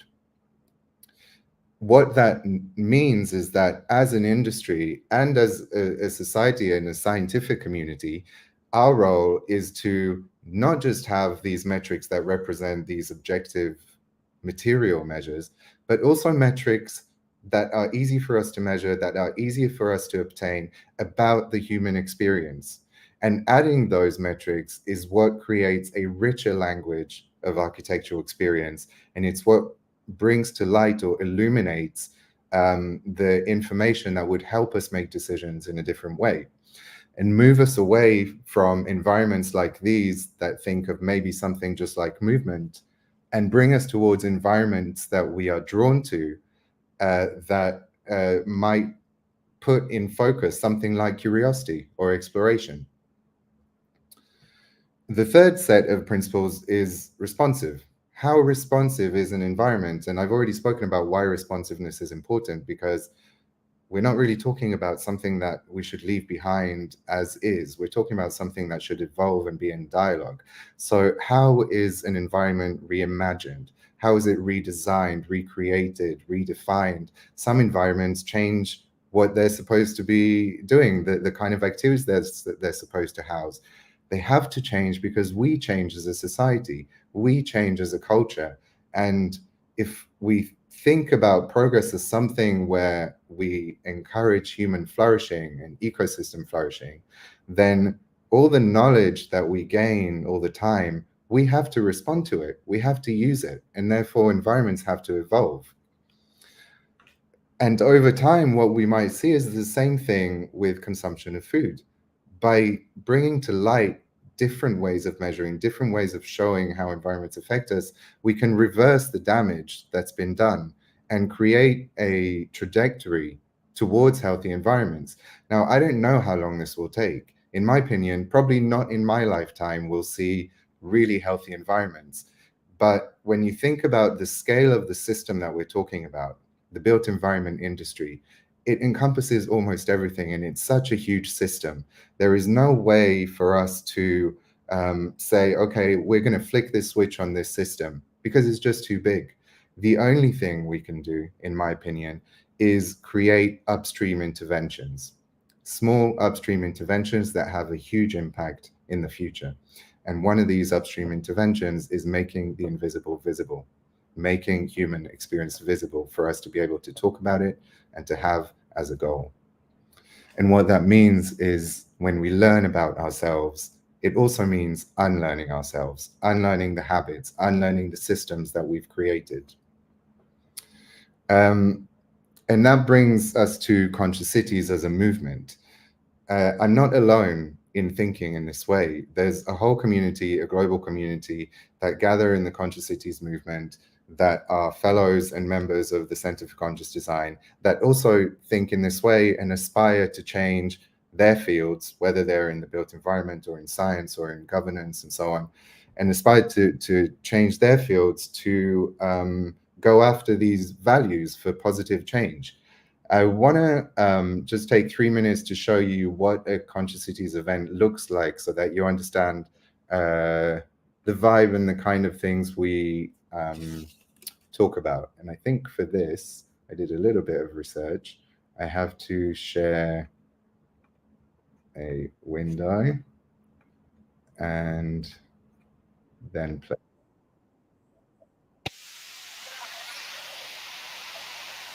Is that working? No, I don't think it was working. Let me try again.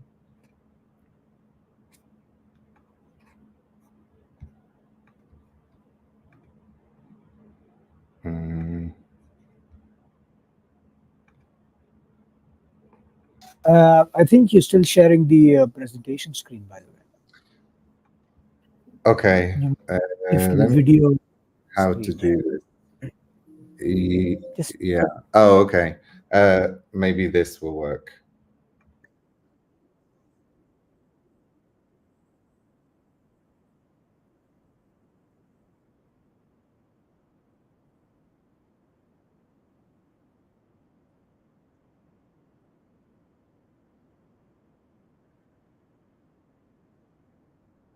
You're not getting audio, by the way. Oh, you're not? Okay. No. Maybe we'll give up on this video. You can watch this video. You can watch this Just video. drop the link maybe in the comment section, and we can pick that up from there, and I can try and see if I can share it. Okay, I'll drop the link in the comment section. Maybe I can try it. We're closer to the issue. Oh, yes. Yeah. Okay. Who is in the room and who isn't? Who isn't in this space? Right? So that seems like an easy question to ask. Under that question is something harder. Why aren't they in this space? I think it's really important to go back to the fundamental problem. Why are we even building any of this? Allowing youth to be able to walk into the space and see themselves. This is my neighborhood. I can influence my neighborhood. I can strengthen my youth voice. I can boost my social, political power in this space to influence policy. As folks have argued for their buildings, argued for their bodies, argued for their homes, their playgrounds, their communities. And we have an opportunity as leaders, as thinkers, as creators and designers, as citizens, as human beings, to be informed by this and allow that to become a part of our subconscious and become a part of our conscious as a result. That enriched environment, cities and structures that are built to foster and are conducive to help can enhance resilience. This is a revolution not against a regime, not against corporations. It's actually a revolution against ourselves. We need to problem seek before we problem solve. We need to knowledge seek before we knowledge create. Because a lot of the knowledge exists and it just needs that translator. It needs that vessel to become reality. I don't want to wait for the iceberg. I want to get underneath the surface to say, well, how can we actually create health and not just manage disease?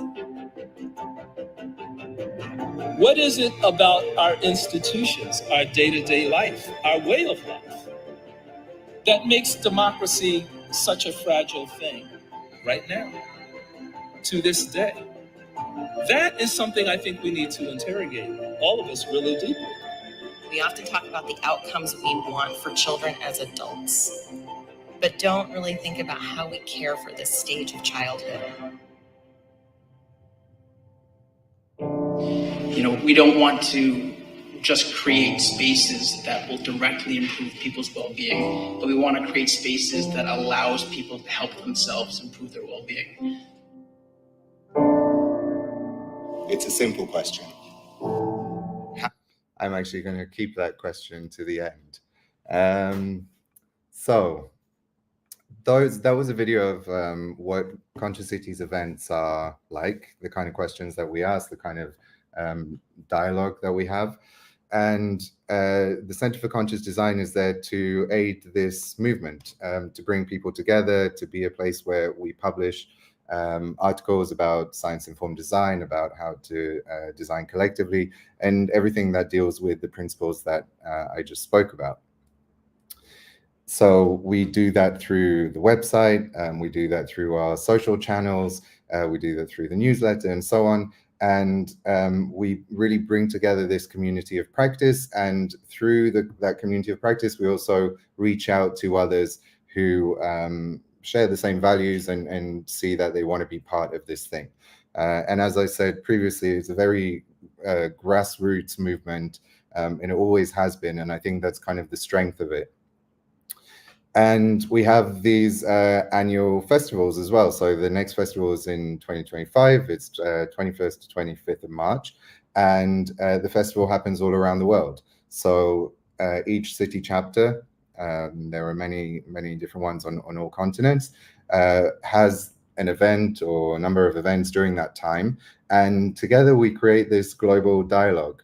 And each time this dialogue feeds more into the things we talk about, the things we research, the things we write about. And so we bring this dialogue to life through events.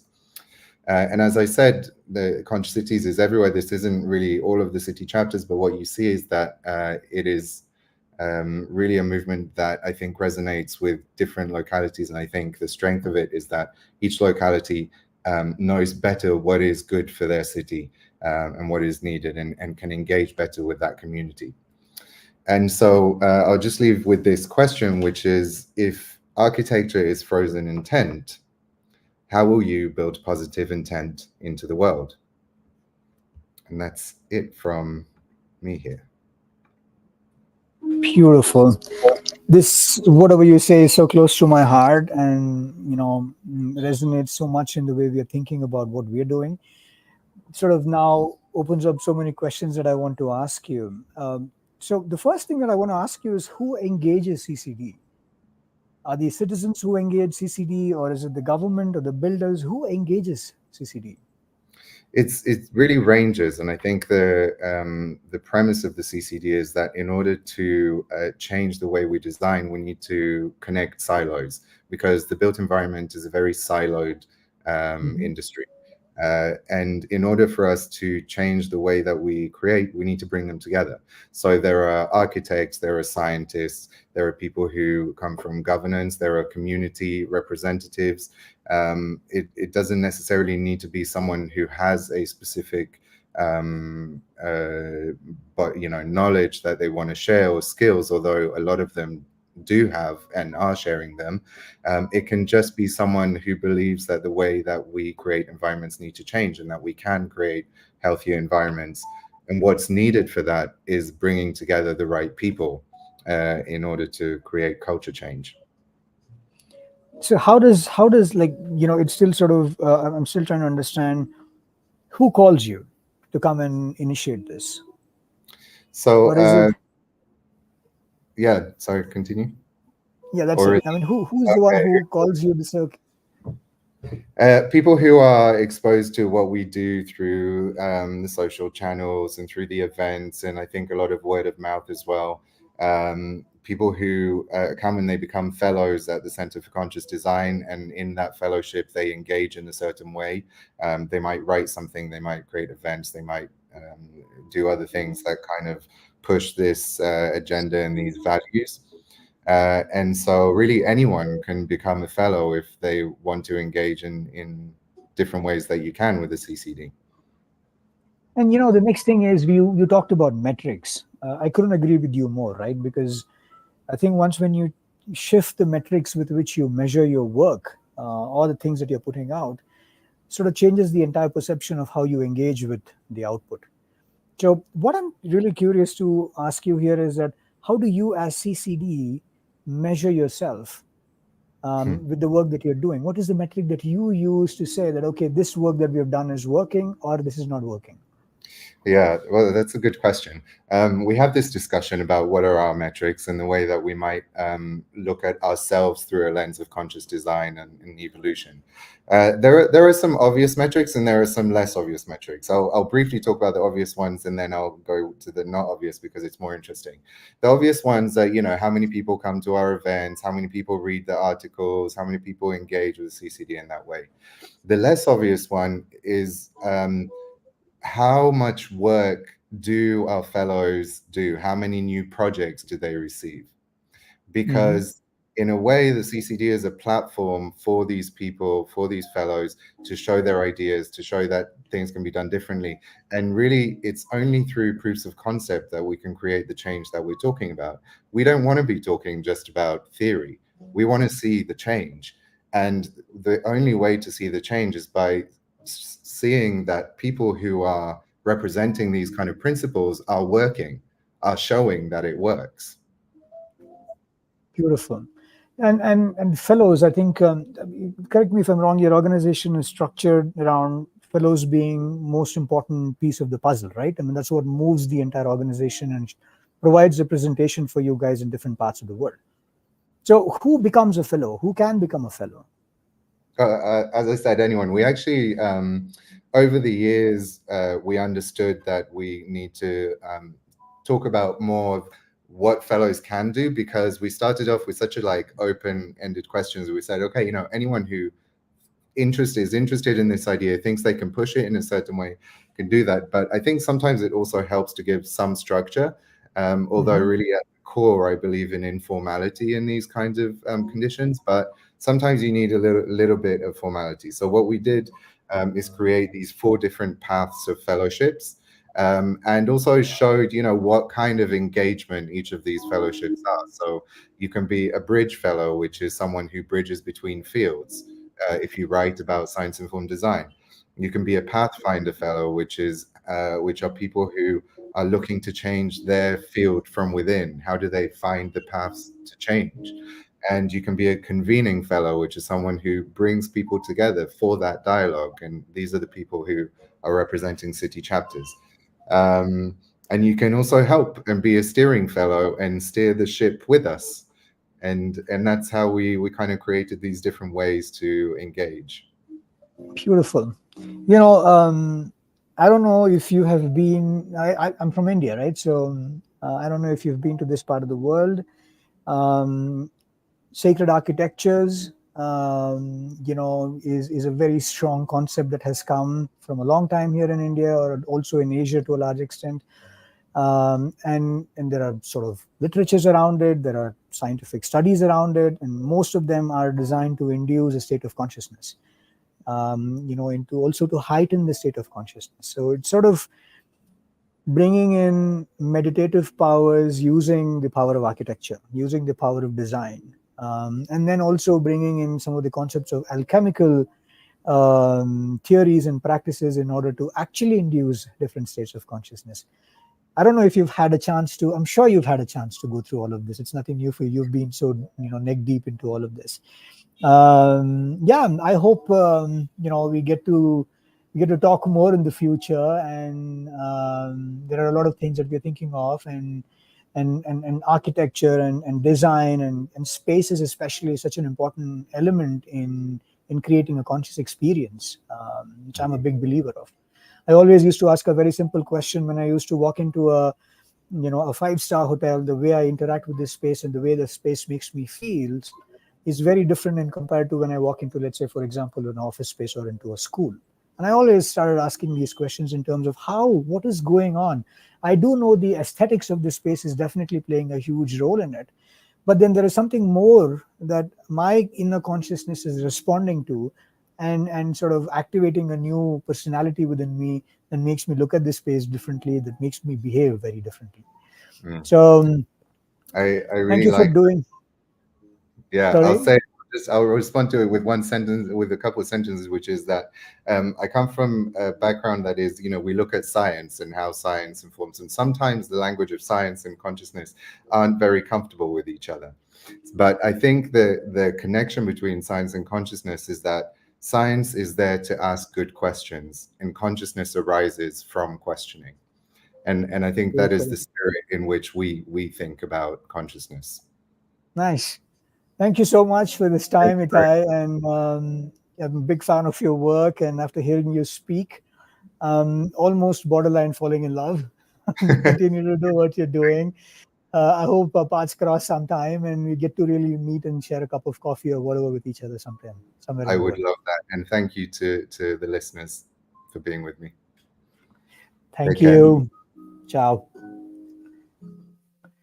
All right. That was, Itai's work is so close to our heart because when we were talking about sort of fusing entrepreneurship with ancient wisdom and modern science for the sake of consciousness, it was a very difficult idea to sort of process. And you always sort of sometimes look for examples, you look for inspirations, you look for who else is out there doing something as crazy as what we are thinking or trying to do.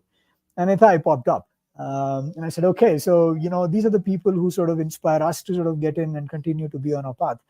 And I hopefully feel like together we will all come to exchange views and ideas and get to really infuse consciousness in everything that we're doing. On that note, I'm going to bring in our next speaker. Hey, Tenzin. You're on mute, or can we hear you? Check, check. Say something. Can you say something? I don't think we can hear you. We'll give her a couple of minutes to get her set up. Nope.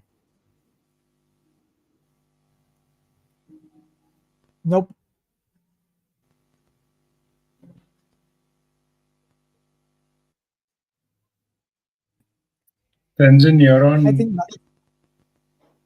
She's not on. No. Oh, you're now on mute. Yeah, you're on mute now. Can you unmute yourself? No. Can you unmute yourself? Yeah.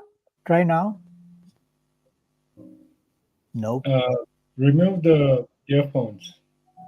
I think. No, she can't speak without it. Okay, hang on a minute. You know what? Surprisingly, she's sitting right next to me. So let me go try and see if I can help her fix this. Okay. Cool.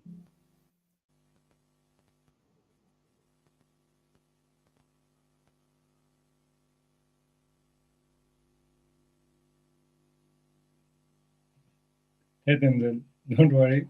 And everyone, let's give us a couple of minutes, and we should get started.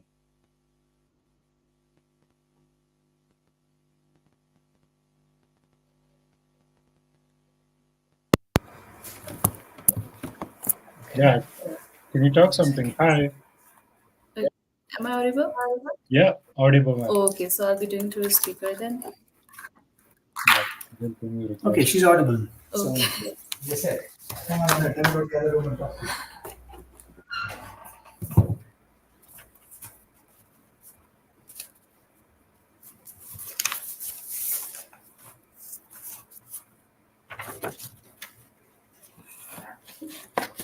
All right, so we have Tenzin Somo on the call.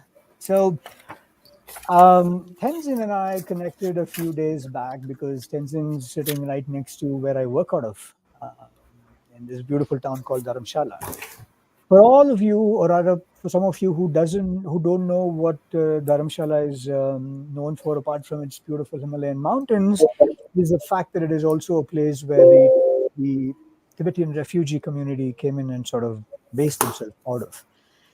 His Holiness the Dalai Lama sits out of Dharamshala, and obviously wherever the realized master is, the Tibetan Buddhist community is all around him. More than 120,000 people moved into India as refugees. When was it exactly, Tenzin? Do you remember the timeline? Come again? Sorry, I was busy trying to fix this, Sorry, no big deal. So more than 120,000 people moved away from Tibet after China sort of forcefully took over Tibet. When I was talking to her, she's a part of an organization that is, it's called Tibetan Ability Center, and their main focus is on helping the Tibetan refugee community deal with mental health challenges. Now, why does a community that is already living in India, which has so many opportunities and facilities in sort of taking care of their mental health, chose to set up a center of its own? Is because, a refugee community operates in a very different way.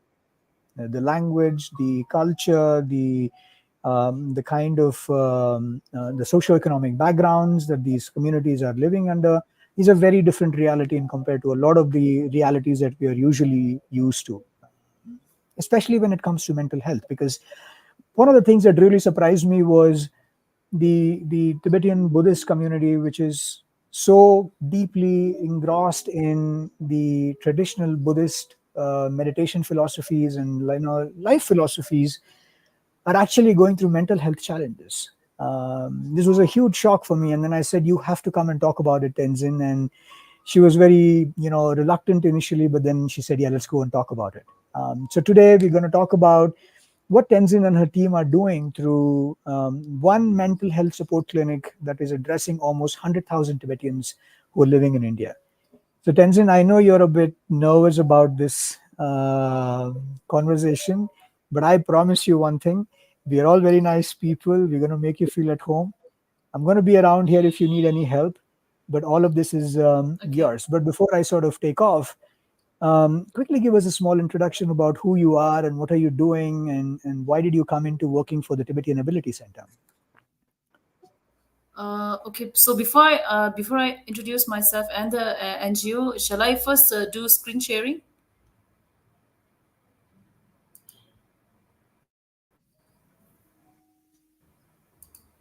Okay, I'll start the screen sharing. Okay. Mm-hmm.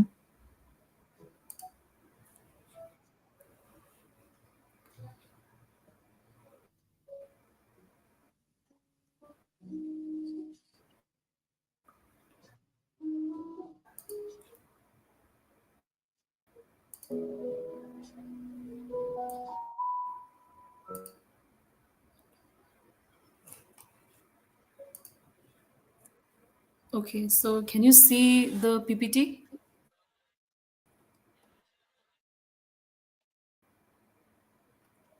It's loading.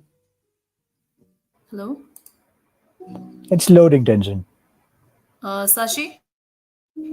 If you can hear me, it's loading.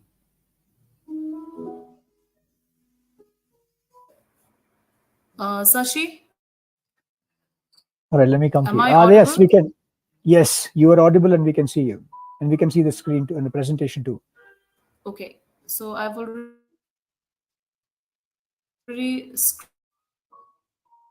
screened.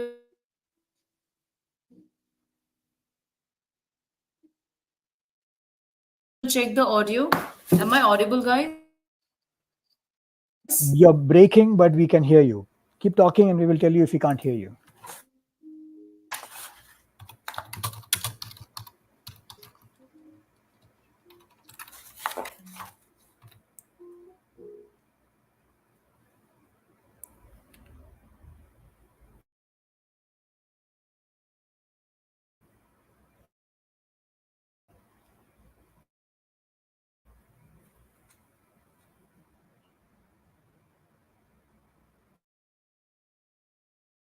Can you hear me? We can hear you. Keep talking. Yeah? Oh, yeah.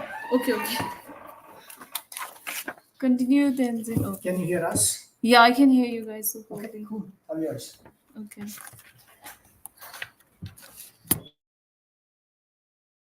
Uh,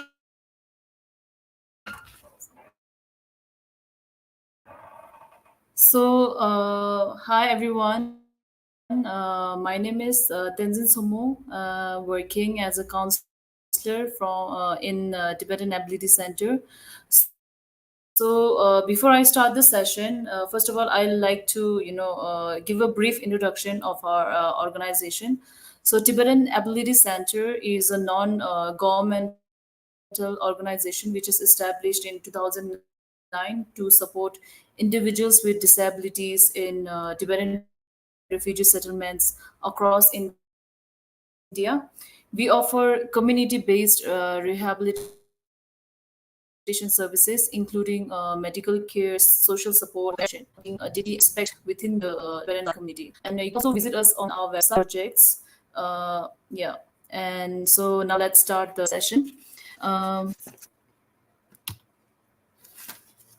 okay, this is not working.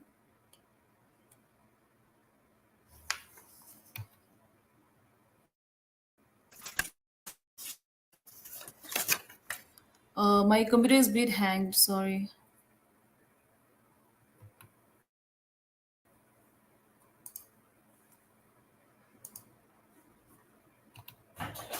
If you go to this, you cannot look at the, yeah. Oh, so that means I can't look myself in that. This is, are you able to move your slides? Yeah. No, it's like this. You got it? Yeah. Okay, cool. Okay. No, you don't have to. Okay.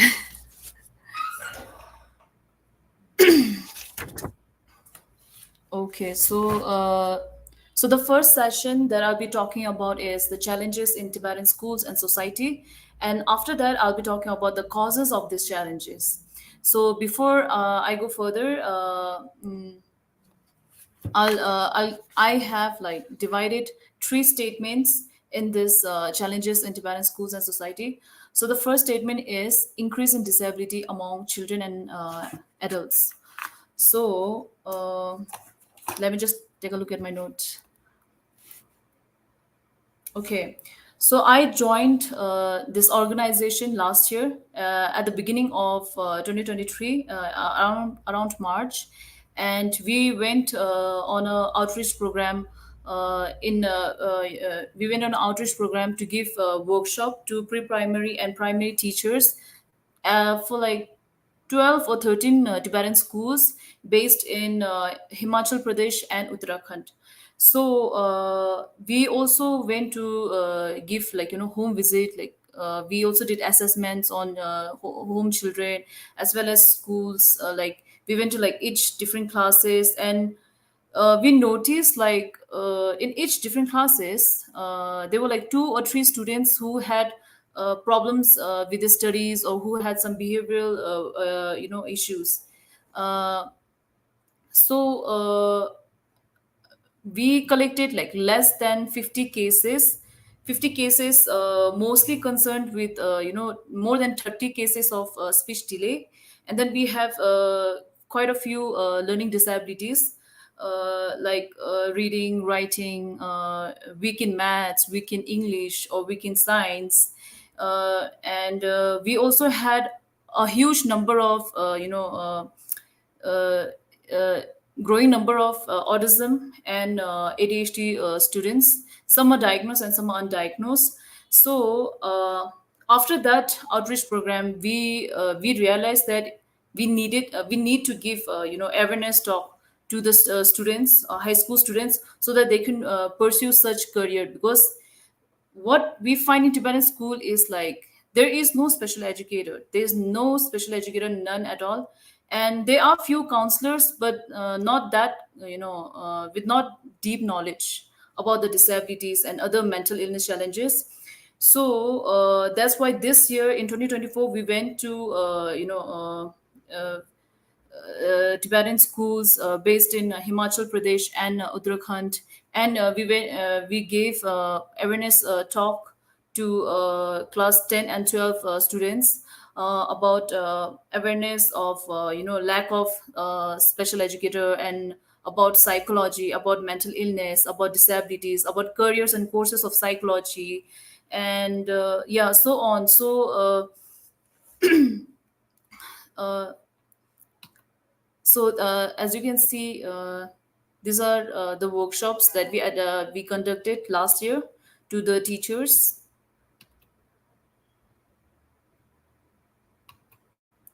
And now, after observing last year's assessments, we realized that not only disabilities in school, but outside of school as well. So we had other disabilities within the community. We had disabilities like Down syndrome, we had cerebral palsy, we had intellectual disabilities, and most commonly, like we had a lot of epileptic patients, diagnosed and undiagnosed, and most of them don't reveal themselves, and they just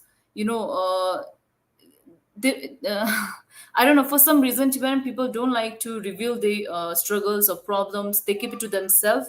It's been that way because all of us are in a survival mode ever since the Chinese occupation. I'll get on that later. So coming back to the topic, so yeah, these are all the common types of disabilities that we face in Tibetan community. So so now I'll be showing the next image. Oh, so this is the 2024 school workshop that we gave this year to TCB and homeschool Samboda. Okay, so next image we have is as you guys can see, like this survey 2021 mental health of Tibetan refugees in India. So this is the first ever this is the first ever book published by the Central Tibetan Administration, and they have lots of departments. So one of the department is called Tibetan Department of Health. So Department of Health created this book, and they went and did a lot of surveys. So the main objective of creating this book and creating the survey is to find out the depression rate, find out the violence and substance abuse rate.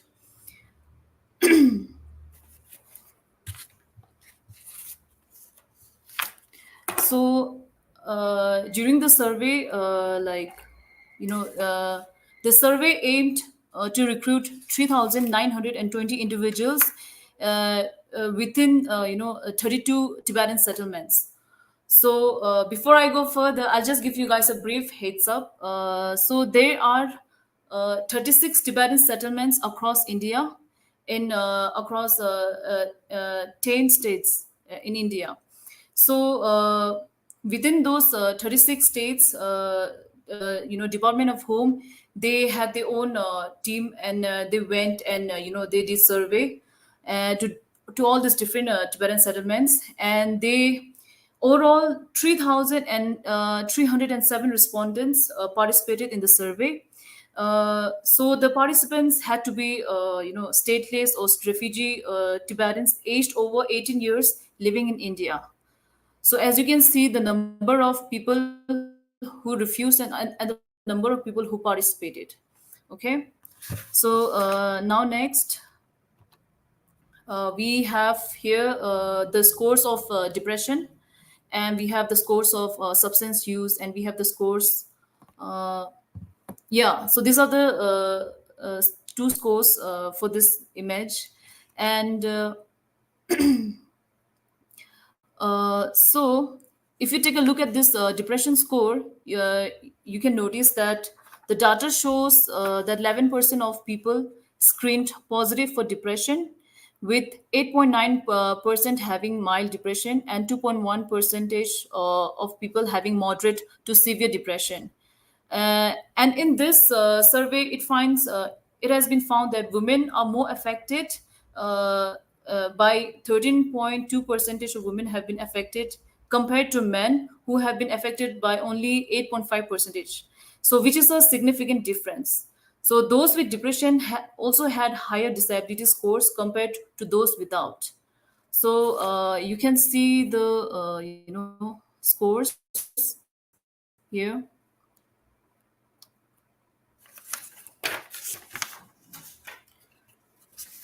So now next, let's talk about the current substance abuse. So this was taken during 2021. So now currently we have no idea what the surveys or what the rates are, because after this book, there hasn't been any more surveys and studies done. But at the time, the substance use was morely towards tobacco use. So the high number of substance use was tobacco, and after tobacco it's alcohol, and after alcohol is cannabis, then leading up to cocaine. There is a significant difference between male and female when it comes to substance use. So you can see 61.2% of the male out of 3,307 people. So 61.2 percentage of the male are abusing substances, whereas female of 8.3 percentage of female are abusing the substances.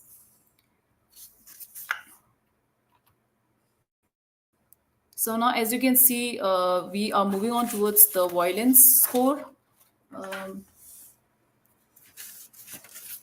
So it has been found that 8.4 percentage of both the gender, male and female, have experienced physical violence in their lifetime, once in their lifetime, and 13 percentage of the people, both 13 percentage of both male and female, have experienced psychological violence in the lifetime. Now compared to past 12 months, 2.1 percentage of the people have experienced physical violence, whereas 5.5 percentage of the people have experienced psychological violence in in the past 12 months. So just look at the number, like look at the number of 8.4 percentage. Just thinking about it, it's kind of sick, because 84, it's basically like out of 100 is 84 percentage. Like every male and female both have experienced like physical violence, but none of them ought to speak about it. And even if they speak about it, they don't really they don't really consider it as a problem. They just share it, and that's it. Like that's what life is, like just move on. But which is a very sad thing, because here it's been kind of normalized with this physical abuse, and also with the psychological violence. So now let's take a look at the help seeking chart. And overall, the help seeking of symptoms of depression as well as substance use remains low. Compared to those with depression, help seeking in those with substance use is lower. For depression as well as substance use, help is generally sought most from family, followed by friends and doctors practicing modern medicine. So yeah, we Tibetans don't tend to share our depression or our struggles or our problems with just anyone. We don't even share it with counselor, because we don't have a counselor, or because like over here counselors are not being advertised. Like there isn't stuff like saying, come here, we'll come and guide you, provide you all this counselors and support. Also, Tibetans people tend to keep it to themselves, like I said earlier. Okay, so moving on.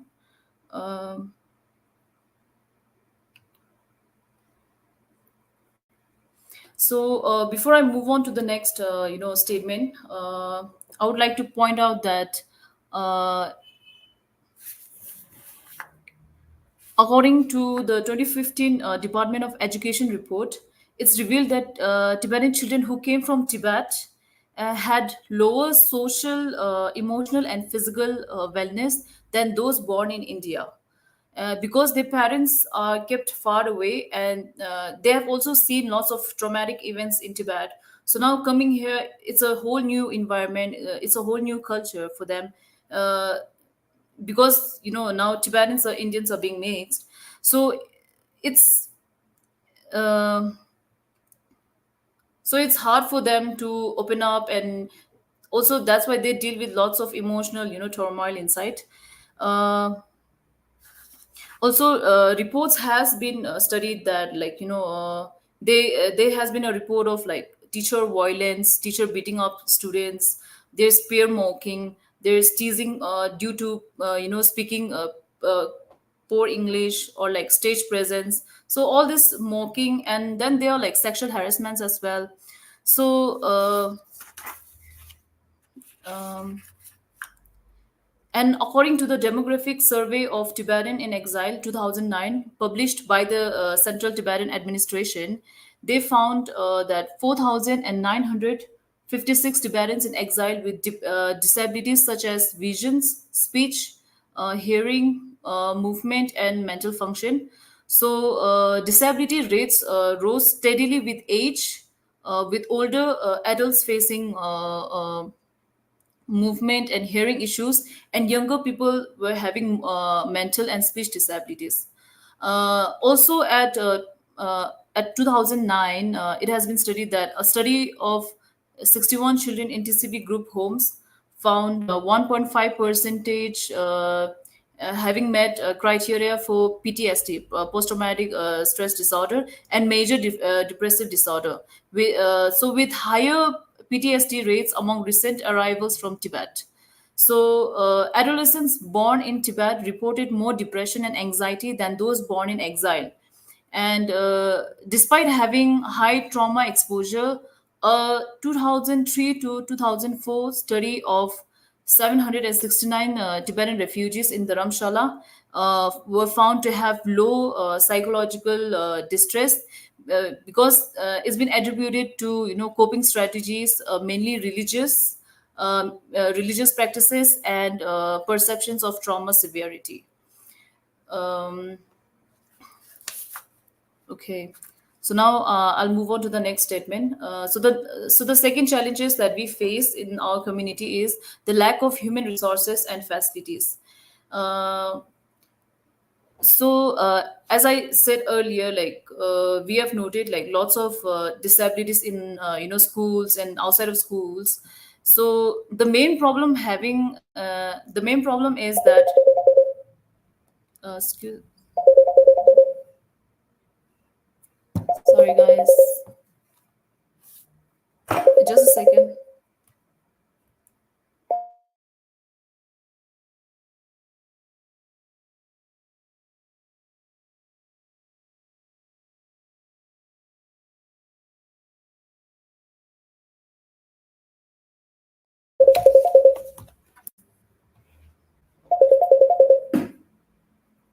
Ama, nga phone.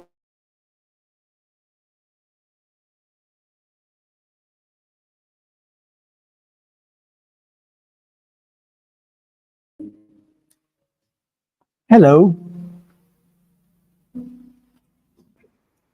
Tenzin, we're running out of time. Yes, I'm back. Actually, okay. We're running out of time now. I just wanted to quickly Okay. take a couple of minutes for you to help summarize this. So one of the reasons why we wanted to sort of come and talk about specifically what is going on in the Tibetan refugee community is to present a reality that is so very not present in a lot of our lives, because while the challenges of mental health is no different, but the way we access support, the way we access help, and the way help reaches to us is very different amongst different socioeconomic conditions, and more so in this case, a very different political situation as well. So can you quickly tell us what kind of help or what kind of support are you seeking, or your organization is seeking, that could help in addressing some of these issues, whether it is in research, in studying some of the challenges that you guys are talking about, or even running some of the programs, for all maybe. So just sort of take this as a closing statement, and if you can sort of tell this as a call to action for people to seeking any support that you might need. Okay, so I feel like the main problem that we are facing in the society is, as a counselor, I feel like we don't have special educator in school. None of the Tibetan schools. So there's only one special educator in TCV Chandra school, and that is also not well qualified. So which is so when there is no special educators and there is no specialized therapists, there is no child psychologist, and there is no pediatrician. So without all this facility, without all these human resources, I feel like our society will not improve in itself, through only religious belief or family support. That will not only solve the problem. So I feel like we need an expert in this, And also why we are having lots of challenges in Tibetan societies, because there is a huge number of unawareness in the society. So a lot of people don't know that there are different types of disabilities in the society, or which is the highest disabilities. None of them know all this stuff. So the coming generations who tend to leave their parents after their studies, and they tend to get into relationship quickly, and they, some of them even get pregnant quickly. So then they are unaware of what they're bringing a child to the world, because like studies has been found that each year increase of autism and ADHD is happening. So like now there are so many hyperactive kids and autistic kids are available in pre-primary schools, like in kindergarten schools. So now I'll tell you the causes of why we are facing all those challenges. So it's because of the lack of education and illiterate people. So I'll give you a bit of background about our Tibetan community. So His Holiness the Dalai Lama, he fled from Tibet in 1959 due to the occupation of China, and followed by 80,000 people who followed His Holiness the Dalai Lama in India. So after that, it was all about survival mode, like how to feed your family, how to live under a shelter, because there was nothing, like our home was stolen. So because of that, we didn't, our fathers and our parents who ran away from Tibet, like they didn't have time to improve their physical being or well-being. All they cared about was just surviving. So due to that, we are a refugee in India, in Nepal and Bhutan, in other countries as well. So due to that, I feel like we haven't given much space and time to think thoroughly of how we should improve our society. So due to the lack of education and lack of illiterate people, we are facing lots of mental challenges in the society. Okay. And then the other causes of these challenges is priority towards political and religious belief. So there isn't much NGOs working towards disability center. Like we are the only NGOs in Dharamshala working for such issues, and rest of the NGOs are mostly towards political and for freedom of Tibet. So it's understandable coming from understanding like where we come from. But at the same time, I think now we need to also shift our focus and mind towards other more social issues, which is giving priority towards the students first, because students is the seed of the future, is the seed of the coming future. So if we don't improve the children's well-being, then there is no going to be a good growth in the future, right? So then the third causes of these challenges is social stigma. uh, I think Tibetan people still are unaware. It's also because there's some sort of like stigma in the society, not only in Tibetan but in Indian as well. Like they think like all this, mental illness, they put in like one box. If you're like ADHD, or if you're like autism, or if you have like depression, anxiety, they think like this all works in like one symptoms, but that's not true. Each mental illness works differently, and each disabilities work differently. Some disabilities may not have a bodily function, but their mind works just as intelligent and special like any other human being. But yeah, so such social stigma still creates still creates a bit of narrow minded. Yeah. Yeah, I mean, listen, So now, one of the reasons why we wanted to talk about this is because there are so many beautiful, interesting, novel, concepts that we are bringing in, into this conversation. Before you, the speaker was talking about building conscious cities, and after you, the speaker is going to talk about how do you use nature to sort of create a happy environment or a happy life. But in between these two realities, there is also a reality of the story that you're talking about, which is a refugee community which has been displaced from its homes, which has been displaced from its culture, which has been displaced from all of its wisdom, which is considered one of the most pure and profound Buddhist knowledge and wisdom that Tibet sort of has developed, and it's still sort of safeguards and working so hard to safeguard, which is serving the whole world. So many people look up to His Holiness the Dalai Lama and the teachings of Tibetan Buddhism to develop on their own spiritual practices. But the reality, the shadow reality of that truth is also that the people of Tibet are themselves dealing with a lot of mental health challenges and social stigmas and socio-economic challenges which come with decades and decades and decades of deprived mental health and constantly working out of amygdala and whatnot. So one of the reasons why we wanted to bring this is also a bit of a shake-up for us, and also a bit of a shake-up for whoever that is watching, that we also live in this reality, and the world is still, in some places in the world, we still have this kind of a reality that we have to live with. So listen, we are running out of time, and I want to sort of thank you at this point to coming out and sharing with us what you have shared. Before I sort of let you go, I just want you to sort of tell us 1 or 2 points quickly on what could help you do your job better. Is it a volunteering call out, or is there some collaboration? Just quickly, if you can say something before I take you off the stage, that will be really nice. So right now, my main focus is only on like creating awareness, giving awareness to the people, because not many people come to our center and say, "Oh, I have this problem. Oh, I have this problem. Can you guide me? Can you counsel me?" No, because people don't like to share their problem. So I have to More go and outreach put is it. what you're looking for. Yes. So I have to So go if and there put are an. anybody who's watching this or listening to what Tenzin's talking about, and if you want to lend your time, lend your support in helping them outreach more within the Tibetan communities to talk about mental health challenges, please do reach out to the Tibetan Ability Center, which is based out of Dharamshala, or if you can reach out to one of us, we will be happy to put you guys in touch with her. Tenzin, I so want to sit down and talk to you about so many different things. But unfortunately, we're running out of time right now, and I have to bring the next speaker in. Thank you so much for doing what you do. All the best. And, Sacred Startups, or individually, we from Sacred Startups will do whatever we can to help you. Ciao. Take care. Good night. Thank you for inviting me. All righty. Good night.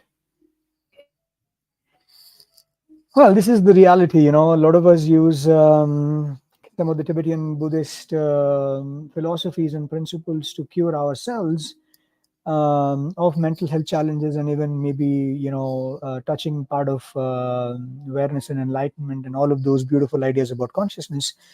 And the stark reality of the community who's protecting all of this wisdom itself is in need of help. Such is the nature of life, and such is the reality of the world that we live in. We thought it was important for us to bring something like that into the perspective as well, so that it sort of grounds us down, puts us in a place where we are in touch with the reality of the challenges that the world is facing as we speak. Shifting gears, we're going to bring in the next speaker, Madhur. Madhur, what's up? How are you? Hey, Sashi. Hi, am I audible and Loud and visible all clear. right? Everything's perfect. Great. Perfect. Thank you so much So, for having me. Please. Thank you so much for accepting to do this. I mean, I still remember, you had put out your, I think you had just finished presenting a paper in Europe of some of the work that you had done, and then you had published about that in LinkedIn, and I saw that and I said, my God, this is amazing, because I wanted to sort of get someone to come and talk about the concepts of what is sort of used across in Japanese and German and other European cultures, which is using nature, using forest to access happiness, or to live a happy life, right? Or to cure you of mental health challenges, and so on and so forth. So we will sort of take this conversation and free flowing to see what comes out of it, because it's a very interesting concept. Some of the things that I really want to achieve from this conversation is not only what you do, but I also want to sort of unlock how what you do works on people, right? What is the science behind some of the things that you're doing? Because it is important to talk about some of these areas in order for us to get past the stigma or the sort of judgments that people have around some of these nature-based therapies and things like that, right? And guys, listen, accessing consciousness, curing of mental health, and also accessing happiness and well-being, has so many different paths, so many different gateways. When we started to talk about creating an ecosystem for people to come in and talk about consciousness, we really had no idea what we were going against, or rather what we were going to be working with, because there are organic ways, there are natural ways, there are inorganic ways, there are technology sort of induced different states of consciousness, and so many different ancient wisdoms, modern science, and so many different personal expressions that people are working with today when it comes to helping people access consciousness. And all of this is needed because we are all not built the same. Everybody responds to different kinds of things. Everybody sort of has different kinds of interests. So we realized, oh my God, this is a huge space, and I don't know how we're going to be able to sort of, even scratch the surface of what all is going on out there in the world. So mood forest is a very interesting concept. Madhur Anand is the founder at Mood Forest, and they use basically forest, nature, and a lot of other research that they have done in order to help people heal in a natural way, get out of burnouts, sort of reduce their stress levels, and as sort of Madhur talks about it, as accessing happiness, right? So I want to ask, Madhur, who are you and why are you doing this and what led you into this direction? It's a crazy idea, by the way. Right, To turn right. this into a startup. Yeah. I am first of all, thank you so much for organizing this, putting this together and bringing everybody here. If what I can remember is when I was in school, I wanted to save trees and save the penguins, or save, there's something wrong happening in the world and we have the environment and climate change and something need to be done about that. And somehow my journey got me working with health, and especially when I did my master's in clinical psychology, and I wanted to do my thesis on this idea of, can a dose of nature help with emotional well-being and emotional fitness? And the result of that was a green mind study, which I will share some more details about. And now, actually, the sentence that comes to my mind is one is this idea that mood is a forest. It is as diverse. It requires, like a forest requires the sun, the air, the water, and everything else for it to thrive. So is our mood, and so is the state of our minds. And definitely in a forest, what animals are talking about, what stories they are sharing, what's happening at the level of a thought and psyche that's there, but at the same time what's happening in the soil and what's happening in the trees, that itself becomes very important. And the way our forests are facing, and by forest I also mean the seas and the mountains and all the natural spaces, they are facing the brunt of climate change. Mood is a forest which is also facing a climate change. And Profound I would love connection. to share I had some slides, some pictures. I don't know if Yeah, go I ahead. can go ahead at this point. Yeah. I'm going to Sure, get off the just stage. okay.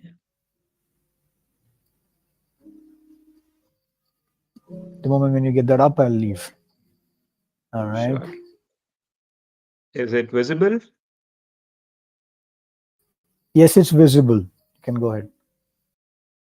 Yeah. So is my screen visible with the title "Mood is the Forest"? Sorry, I cannot see my own Yes, it video. is. It is, Madhur. It is visible. Yeah. Okay. Okay. Great. Great. So we have been pursuing this idea of mood as a forest, and focusing on the science of biohappiness and what that means. I'll quickly unpack in a bit. So my name is Madhur Anand, and I am a clinical psychologist by training, and I'm focused on happiness and well-being. And as you can see, that's me on the right, on one of our mud houses as it was getting built. I'm probably trying to give a haircut to the roof. And this is where our lab has been. You see on the left the kind of people that we get They are from different age groups, and they are all interested in that how can connecting back to nature help them have a healthier life, help them do the work that they're passionate about. I think one of the biggest inspirations for me is that there are a lot of people who are doing their passionate work, and they are the kind of people I want. They should not burn out, and they should, have a more sustainable well-being and go far and wide. So this project and this space is us trying to create an oasis for that. Here's a sky view of the place. This is our pilot lab location. It's close to a very huge forest, as you can see on the hills, where you have leopards and beautiful peacocks and all kind of biodiversity. And Madhur, I don't think your slides are moving. Okay. I want to go full screen. Right. Let me try this again.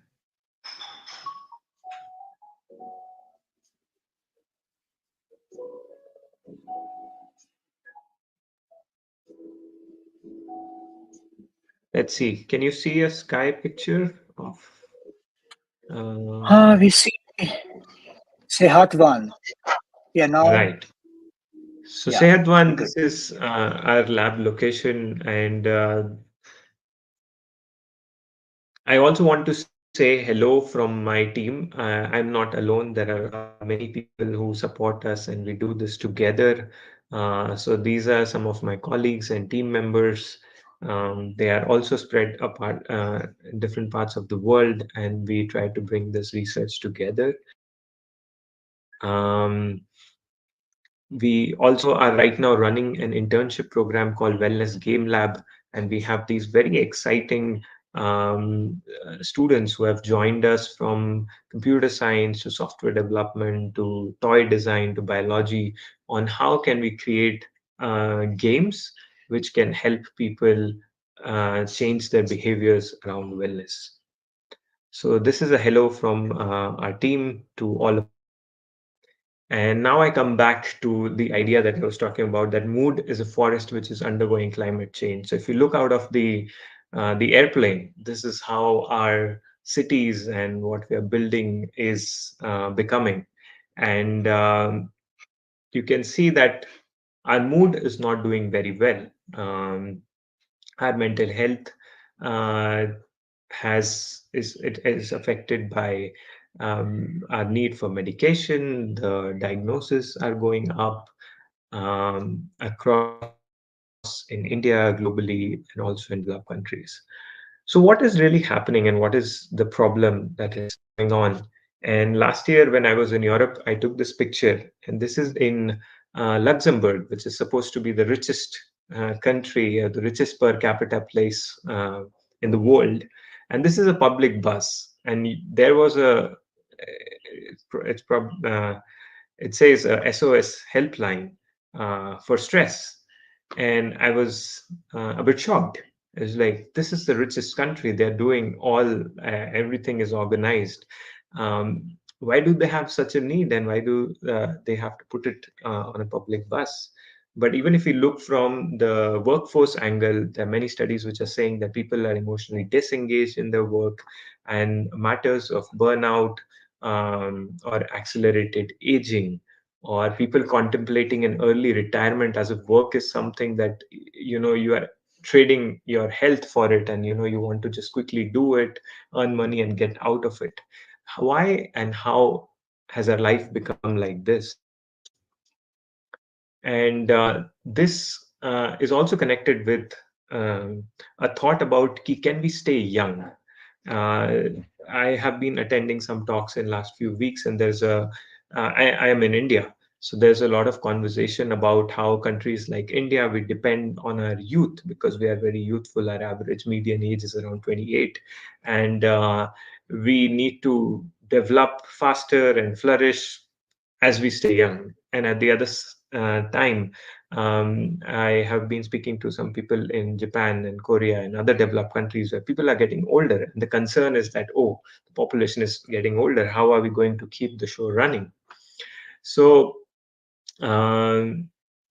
as countries, as world, there is a concern about how do we stay young, how do we sort of make use of the youth, and even at a personal level.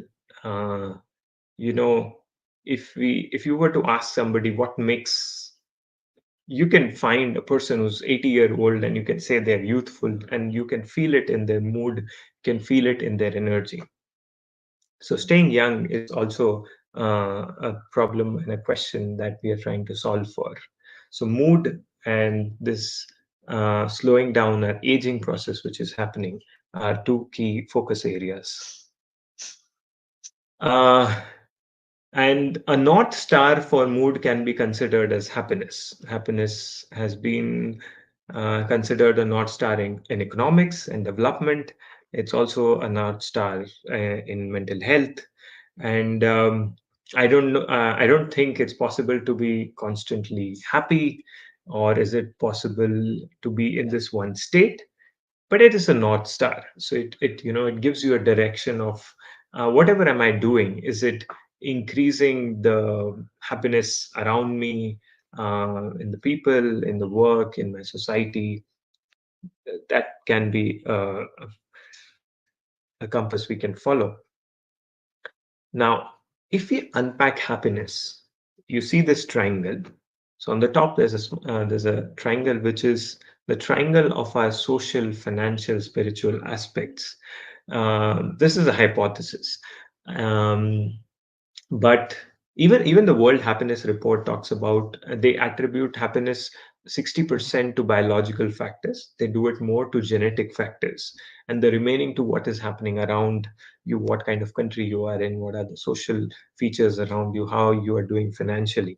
And if we look this from an angle of 21st century, the modernity, and I'm right now, more focusing on people in urban areas. So their social, financial, and spiritual sort of life is more fulfilled. The urban areas are geared towards that. But then there is the second aspect of biohappiness, the biological happiness, which is almost our innate capacity of the body to be in a mood, in a mental state which enables us to do the things that we want to do. And there are these biological factors which are getting depleted. Now, long ago, our life was very much in sync with nature. So pursuing your work didn't mean that you were disconnected with nature. But if you look for a lot of people who are living in the big metros of India, it means that you move away from your villages, your small towns where there was an abundance of nature, to spaces where it's very less and it's depleting. And it's not just for the people who might have a lower income. Even for people who have very high income, you see them that they're constantly in offices under artificial lighting. Um, uh, just today, I was in an office and I was feeling like, our lives are becoming like we are hydroponic plants or something, that we are in a building and there's this light and the water and the caffeine and everything is moving around to keep us working. And so this, our biological happiness, as you see, is depleting fast. And we cannot keep over optimizing on the social aspect without focusing on the biological factors. So today, there are 8 biological factors that we have identified, but I want to share about 2 of them and open for any discussion or questions. Here are some pictures from our programs and our spaces. So as you can see, it's about really connecting back with nature, staying hours in that kind of a space, connecting with all the elements of water and mud and sun. And we do it in a community format because loneliness is becoming one major problem. And how do you create spaces where people can engage differently and create friendships and create community with each other? So I had spoken initially about the Green Mind study that we were doing, and we were measuring these 4 parameters. One is the mental distress, which you measure on conventional scales like PHQ, which any mental hospital would measure on. You have the subjective or the mental well-being. You have cognitive appraisal, which is about how you are able to uh, think, make decisions. When you are in emotional distress, how are you able to regulate it? So it's about self-regulation and sleep quality. And as you can see, we have done, we would love to expand the study to thousands of people. Right now, it's a smaller group, but we find some very promising numbers and want to take this further. So the 2 factors I want to talk about today is one is our gut. Um, Gut feeling is a word we all know about, and it's almost the most important feeling. For example, if you were an entrepreneur or a sports person or a musician, but after all that training, it's your gut feeling which helps you to choose things. Even falling in love or making big life decisions, there is that gut feeling which guides us. But what is happening in the gut? uh, B12 is one of the major vitamins which is there in the gut, and that's becoming deficient for a lot of people. And this physiologically can of course lead to weakness, fatigue, lightheadedness. But on mood level, also it affects our ability to think. It can create more depressive states. It can create more irritability. Um, I also want to bring it to very, everyday affair. Um, that if imagine when you're hungry, it's very difficult to think about anything else because our body is somehow geared that, okay, food is important, let's focus on that. So I've eaten, now the food is inside me, it's in my gut, and my gut is processing it. But imagine if it's not able to do it properly, and there are hindrances in that. Again, our mood, our intuition, and everything gets affected because all the blood and all the focus of the body is, hey, there's the food, there is this thing from the outside which is inside us, and we need to process it. And if our microbiome, which affects a lot of our digestion, if that's not in the proper order, then we are constantly in this mix of our digestion not going well, affecting our ability, our intuition. And this microbiome is now being found out that it's actually producing a lot of serotonin, the neurotransmitter, which is considered as the happiness hormone. And even antidepressants are given somehow to help people have more serotonin going around in their body. But if our microbiome is creating a lot of it and we are not taking care of that, then we will always think in the direction of, okay, how can we supplement this more and more from the outside? The other factor is vitamin D. Vitamin D, our body has this brilliant capacity that through our skin, which is the largest organ in the body, we're able to synthesize it internally. What we need is sunlight. And in deficiency of vitamin D, of course, it leads to a lot of physical issues, but it also affects our mood. People who live in the northern hemisphere, they are very much aware of it.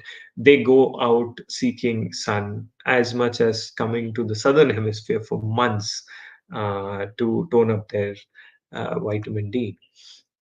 And when the sunshine falls on our bare skin, the vitamin D is synthesized. And but the way our things are now designed, which are more of being indoor, being more clothed, sunscreen, all of these things are becoming a hindrance. And this another one more concept here where we have our DNA, which is a magical thing that you give raw material to DNA and it's able to create all these, we eat the same food and we can create hands and eyes and body. And these genes are, imagine it's like a big switchboard, and what it's getting from outside, it decides, there's a lot of switching happening. And it's now being understood that sunshine itself affects switching of almost 1,500 human genes. And if that's such a big thing, and it's affecting so many switches inside your body, uh, and if you cut it out, it's definitely going to cause a lot of chaos. And so, yeah, these are the two factors I wanted to talk about and give an overview of how our mood is affected by these biological factors. And at Mood Forest, we have been developing protocols and programs of how can people become educated about this, how can they start implementing in their life, how can they also start working on with their spaces, with their communities to bring these practices. So protocols, programs, and spaces, these are the three things we are working on. And I am very open to people who might want to join as participants in the study, participants in the programs. If you're looking for health benefits, any kind of program collaborations where you're doing something that we can do together, or if you're a person who wants to invest or sponsor these kind of things, we'll be very happy to speak to you, share our ideas, and see what we can do together. So that's from my side, Shashi. Thank you so much. Madhur, If anybody has I've any got questions. questions for you. So, give us an example of how a collaboration works, right? I mean, and what has been your example? I'm sorry, experience? Is it more a systemic approach that is sort of letting you do the work that you want to do and create the change that you're creating, or is it working at an individual level? Is it in a typical business jargon, if I may sort of rephrase it, is it more a B2C or is it more a B2B that you are Right. seeing more impact and sort of acceptance of this? Right. So we wanted to study these approaches. We wanted to create a lab, and we wanted the lab to be supported by the people. So this has been moving forward in a B2C approach. But now, as the things are more developed, we are interested in taking it B2B, working with organizations and offering that to them. I still feel we are a very small piece in the whole systemic puzzle, and we are trying to have a little something going on there. But to do that at a large level, how do we connect with more people? That's something we are open to. So what could be a problem statement, right? I mean, what problem statements do people come to you with? Or what problem statements have you sort of imagined that you go to people to talk about this as a solution? Right. Can I come to you by saying that, hey, listen, I've got an office space, hundreds of thousands of square feet or whatever. I've got about 70,000 people working in that space. I feel like that space needs to be made more nature friendly or whatever, right? I mean, what are the problem statements that people are coming to you with? Right. So I'll answer both for the individuals part and the organizations part. So individuals, people are coming for mainly people between the age group of 25 to 35 who have now started becoming conscious about their health. A lot of them are in very high stress and high pressure jobs where they have to perform a lot, and they can see how uh, their mood or their emotional fitness is something that affects their abilities to do the work that they want to do. So they are coming as a preventive thing, or if they're going through some kind of burnout, then how can they reboot from that? There are also people who have diagnosed issues like diabetes, hypertension, all of those things, and they want to find a supportive community which can help them, emotionally move forward through this, because it's also emotionally very taxing to have any of these issues and to move forward on that journey. There are also people who want change in their family. So, they or they want to educate their children. So we also have a lot of young couples who come in, who want to have this. Somebody recently said, we came here and we learned how to swim. It was that kind of an experience to us. We have figured out these things about health and well-being and mood.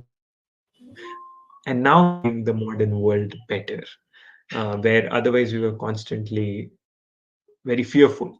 And I feel that, well-being to be approached from a position of love and strength rather than from a position of fear.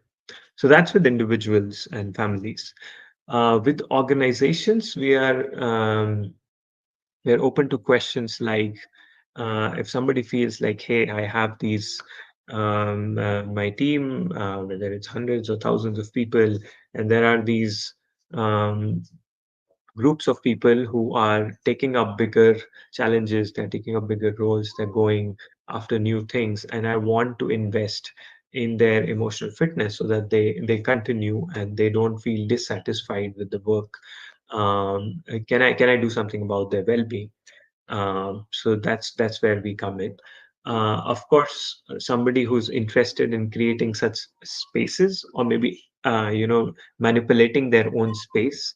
That's also where we have gotten many interesting insights, because we created our own space, right? So we have been almost working at a basic science level, which has a lot of applications. So it can go up to a city design kind of a thing, but it can just be, I want to design my own life, my own office, any of those spaces. We are trying to focus, and our focus is right now more on how can we share this with the organizations. And I also feel that health and well-being is uh, is more of a cultural problem. It's not just simply a tech problem or even a financial problem, because if it was just about throwing new tech or more money at it, we would have solved it by now. But it's a cultural thing. So there are cultures which change and which go in their own way. Um, so Yeah, our program. sorry, go ahead, go ahead. Yeah. No, I was just finishing up saying that our programs help us to create that kind of both psychological and physical environment, which helps people to bring these change and transformations, experience it. And once you get taste of it, like once you figured out, oh, I can swim, you start dreaming about going in the sea, and you start dreaming about, going in a waterfall. One of the things that I've been very curious to understand is there is a lot of talk about, generally society becoming more aware, society becoming more conscious, and things like that. When someone comes up to you, you don't have to really be very accurate in responding to this, but even like a sort of ballpark is enough. A gut feel is also enough. How many of them are coming through reactive situations, like, oh God, I got a situation which I now need to go fix, vis-a-vis a proactive situation by saying that, okay, now I'm at this point in time in my life where I think I need to bring in these elements as well to find better ways of living in better ways of living my own life. I'm sort of trying to understand, has society or is society moving more towards proactive happiness and seeking wellness, or is it still functioning at a reactive sphere? It's a very good question, and reactive is definitely where things become obvious for people. But I have been surprised by the number of people who are coming at a proactive level, and it's usually affected by certain life situations which are happening. I'll give you a few examples. One are these people who are between 20 to 25, 28, 30. They're preparing for these big exams, or they're preparing for a new job that they want to get into. And they know that they have taken a really big challenge, and they don't want uh, that to be affected, right? So they are coming. Then there are people who have, either they are trying to shift industry, or they have, taken up a new job itself, which they know they're going to be challenging, and they want to thrive in that. So they are coming there. Young couples, they have they have the household, they have a child, and they are very aware, and they want to think about, how can we do this better. So these people are definitely coming from a very proactive approach. Then of course you have people who have had certain issues. Maybe they have a diagnosis, maybe they are on a certain medication, and they're looking for that. It's interesting. I mean, if we are moving into a world of proactive wellness and proactive happy life situation, then it's a bright future. I hope so. Yeah, Listen, yeah. Madhur. Sorry, I go ahead. think Finish your thought. Finish your thought. No,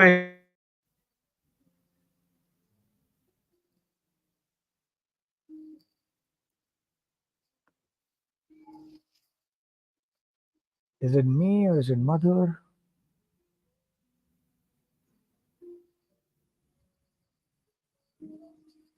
Is it me or is it Madhur? No, it's Madhur. We lost him.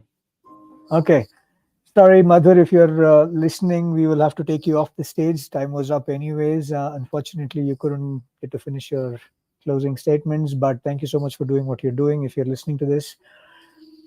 We're going to bring in the next speaker. One of the things that I love about how we met, Alex and I, Alex was the first speaker who I connected with when we started seeking for proposals for people to come and talk. And my entire journey of this research about 3.5 years back started with my diagnosis, which sort of inspired me to get down this path and sort of look for what is it that I can learn about this space. And then that sort of opened up an entire world of rabbit holes that I kept going in and coming out of. And, it might not mean a lot to a lot of people, but for me, it's a very personal thing, because this is sort of how I say, this is how the universe works, which is the first speaker that I ever got to talk to was the person who was coming to me and talking about the problems that I was facing with and the problems that put me on the path, which sort of gave me a lot more confidence to continue on the path and to come to where we are here today. So, Alex, that is, you being a catalyst and coming back and, sort of lighting that fire back in me again and going out and doing what we're doing. Because, from a personal point, if entrepreneurship and if our work through Sacred Startups can do things that can help reduce the number of people who go through the pain and challenges that some of us have gone through, is some bit of mission accomplished in one way or the other. So, we got Alex. Alex does a lot of wonderful, beautiful, great things. But one of the things that Alex, will be talking about today is the connection between the neurodivergent problems, which are things like ADHD, ADD, and many of these other spectrum disorders that people are facing in the world today, and how nutrition, nourishment, and most importantly, natural therapies and remedies can address some of these issues, right? So he's been working in this space for a very long time, working with a lot of people who are facing with these issues as coaches and guiding them to live a happy and a better life. Alex is talking to us from London, if I'm not wrong. You're still in London, right? Yeah, correct. All right. So I'm going to leave the stage and give it to you. Take it away. Help us understand this world of ADHD and nutrition. Perfect. I definitely will do. Very much looking forward to this. So I have some slides prepared just so everyone can kind of follow along a little bit more easily. So let me share screen. Okay, one moment. I want to share. Where is it? Window tab. Alex, you can use the share screen option instead of the slides, whatever works. Yeah, I am looking for. Oh, it doesn't have the PowerPoint. How annoying. I can do that and then Screen. That is, there it is. Perfect. Sorry, one moment. Be right with you. Okay. And just going to show it. Cool. All right, we'll go from the beginning. So, holistic management for ADHD, nourishing the body, the mind, and the spirit. I hope everyone can see this. So what we'll be going through today is essentially what is ADHD, the different forms and types of ADHD, the best foods to eat, the best supplement recommendations, the best herbs as well, because they often consider slightly different. And even within the herbs, we'll have some medicinal mushrooms, how music works and how music is one of the most important aspects for people with ADHD, the importance of using your breath, so breath work, and also emotional regulation. So all of these are massively important to being able to navigate the world that is ADHD, which is quite complicated, at least from the outside, because there's so many different people saying different things. But having lived with it all of my life and now understanding how it works, it's actually quite simple when you distill it down. So what is ADHD? We have it from a genetic base. So there are there's about 27 different genes that have a correlation with ADHD, and I believe it's 60 to 70 loci of the genes. And the research is still very young around this. So we are now having evidence and proof that actually ADHD isn't just random or isn't just something. It's actually based on your genetics. For people who are familiar with epigenetics, just because you have certain genes doesn't mean they'll come to fruition so much. It's very much about your environment. Let's use the analogy of a gun. Your environment loads the chamber, but it's very much, your genetics load the chamber, but very much it's your environment that's going to pull the trigger. So if you are doing everything to kind of make sure those genes become active, your symptoms will end up becoming much more prevalent. And what's commonly sort of referred to with ADHD is your dopamine production, or I should say the lack of dopamine production in the brain. So people with ADHD and general neurodivergence produce less dopamine on a baseline. On a very baseline. As compared to neurotypicals, we produce much less. However, when we get into hyperfocus or states of flow, we actually produce more dopamine and we can actually stay in these states for much, much longer. There's been multiple research papers showing that, especially when the main research papers have been using sort of video games, things like Tetris and other games, and I'm very much going to use the term we are able to stay in a state of flow for much longer and much deeper and much more intensely than a regular person, which is a fantastic superpower when channeled correctly. And then we have what we call the trauma influence, the aspects of trauma, whether that's actually physical trauma, car crashes, accidents, sporting accidents, whether that's rugby, American football, anything, potentially even cricket, getting hit by a cricket ball in the head, causing brain trauma injuries, and also emotional trauma, going through really tough times, being in a war zone, getting involved with narcissists, all these type of things have a neurological and neurobiological effect upon our system. And that is something which I am very passionate about, and especially allowing people to be heard and be seen, because it's incredibly important to understand that all of these three are all very much interlinked together. So it's very much a trifecta, a holy trinity of sorts. Especially if you follow the Christianic religions, you'll understand that reference. And then we're going to move on to the different forms of ADHD here. So what I have here is the accepted 3 types and what I call the not accepted 7 types. So what I mean by the accepted 3 types, the 3 types here are the kinds that are accepted by modern psychology and psychiatry, in which we have hyperactive, we have inattentive, and we have combined. Hyperactive is usually commonly seen in young boys, can be seen in women as well. It's the type of person who can't sit still, they always have to move. They're always literally hyperactive in their movements, in their language, in their thought speed. They operate at 100 miles an hour the whole time. And then we have the inattentive, which is where most of a lot of women tend to have inattentive, and that's why a lot of the diagnoses get missed for women, especially early on.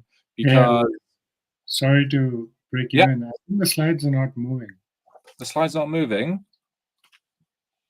Hang on. Will you move this way? Yeah, it moves this way. Okay, all right, thank you. All right, I'll do it this way then. Apologies, not too sure why that wasn't working. That's okay. You can be on your current slide and then continue. Cool. Cool. All right, so we have the hyperactive and the inattentive and the combined. The inattentive is mostly seen within girls. This is essentially, as I was saying, you're going to be seeing this from a perspective of what seems like brain fog, procrastination, daydreaming. I have an inattentive myself, and I remember my mom and my sister used to call me the dreamer because I'd be sitting at the dinner table, they'd be having a conversation, and I'm just I've disappeared, and I come back, and I'm like, did you have a good time when you were away? Which can also happen when you're very bored, and this can very much come out, especially in places of work as well. When you're not engaged, the inattentive side can come out. And then we have the combined, which is certain aspects of combined hyperactive and inattentive. Everyone is slightly different in terms of what they're combined with. So what I like to say is, if you've met one person with ADHD, you've met one person with ADHD. Their form of ADHD will be slightly different than everyone else's. And when I say the non-accepted 7 types, this is very much from an American doctor called Dr. Amen. He's been doing a lot of research around ADHD, and he's been using SPECT scans, which basically highlights different activities of parts of the brain. So, but a lot of modern psychiatry and psychology don't really like that for whatever reason. They don't think it's like scientifically rich. There's not enough data behind it. However, a lot of people are finding that they find more affinity and affiliation with the 7 types when you look into them. Because we have the overfocused type. Well, first we have classic, and we have overfocused, which is essentially hyperactive. With the overfocus, according to Amen, it's very much a dopamine and a serotonin deficiency. Classic and inattentive are very much dopamine deficiencies. And then we have the temporal lobe aspect. These people are more quick to anger, they're more aggressive. And then we have the limbic. So these are people who are potentially a bit more melancholy, who have like chronic low sadness. People are just generally quite, melancholic and quite flat and quite low. And then we have the anxious. So this is generally people who just run on anxiety much, much more. The type of what I call like scaredy cats, for lack of a better term. And then you have the ring of fire. And this is very much when there's too much activity in the brain, and you are very much extra sensitive to noise, to light, to touch, sensitivity to a bit of everything. So I hope that covers everything about ADHD. It's very quick because we need to move on to the best part of the talk, hopefully for anyone and everyone who is listening. So what we have here are the best foods for ADHD, and I've turned them just like this so I can talk you through it a little bit more. Diet is incredibly important when it comes to ADHD, and it's the key. It's the foundation of being able to get in the right nutrients into your body, reducing inflammation, reducing potential issues of hyperactivity, circling thoughts, because certain foods can actually trigger that. Like gluten can be one of them for a lot of people. High sugar foods can be that for a lot of people as well, because it's going to spike, especially high sugar foods, it's going to spike your blood sugar and then make it crash. And then that means you're going to be seeking out more stimulants, more sugar. So you're going to keep on going up and down and up and down and up and down. And if you're up and down, up and down, up and down, you can never be balanced. You can never have a calm lake. You're very much an ocean in the middle of a storm, which is not what we want, really, to be honest. So very much what I teach with my clients is diet is a foundational key. And when I say high L-tyrosine foods, so I'm very much looking at protein-rich foods. I just wanted to be a bit more specific to understand why the protein. Yes, protein is more satiating. Yes, it provides building blocks for our muscles, but the L-tyrosine within the protein is incredibly important because it is a precursor to dopamine. It is about 3 steps before the conversion of dopamine, so you do need other foods. A lot of them are mentioned here because you need certain cofactors for the tyrosine to convert into dopamine down the chain. Those ones are simply magnesium, B6, and zinc, and selenium. And those are generally quite easy to get through a supplement or to get through foods. High tyrosine foods are very much meats. So we're looking at beef, lamb, chicken, pork, salmon, turkey. For those of you who are vegan or vegetarian, there's tofu, there's lentils, and there's black beans. And there's also ricotta cheese. But it is nowhere near close to the amount of L-tyrosine which you get from animal products. That is the thing, and there's only so many lentils and black beans and legumes you can generally eat without actually turning into one. And So that's something to bear in mind. So this is why when I work with my clients, it's very much a case of have protein with every single meal.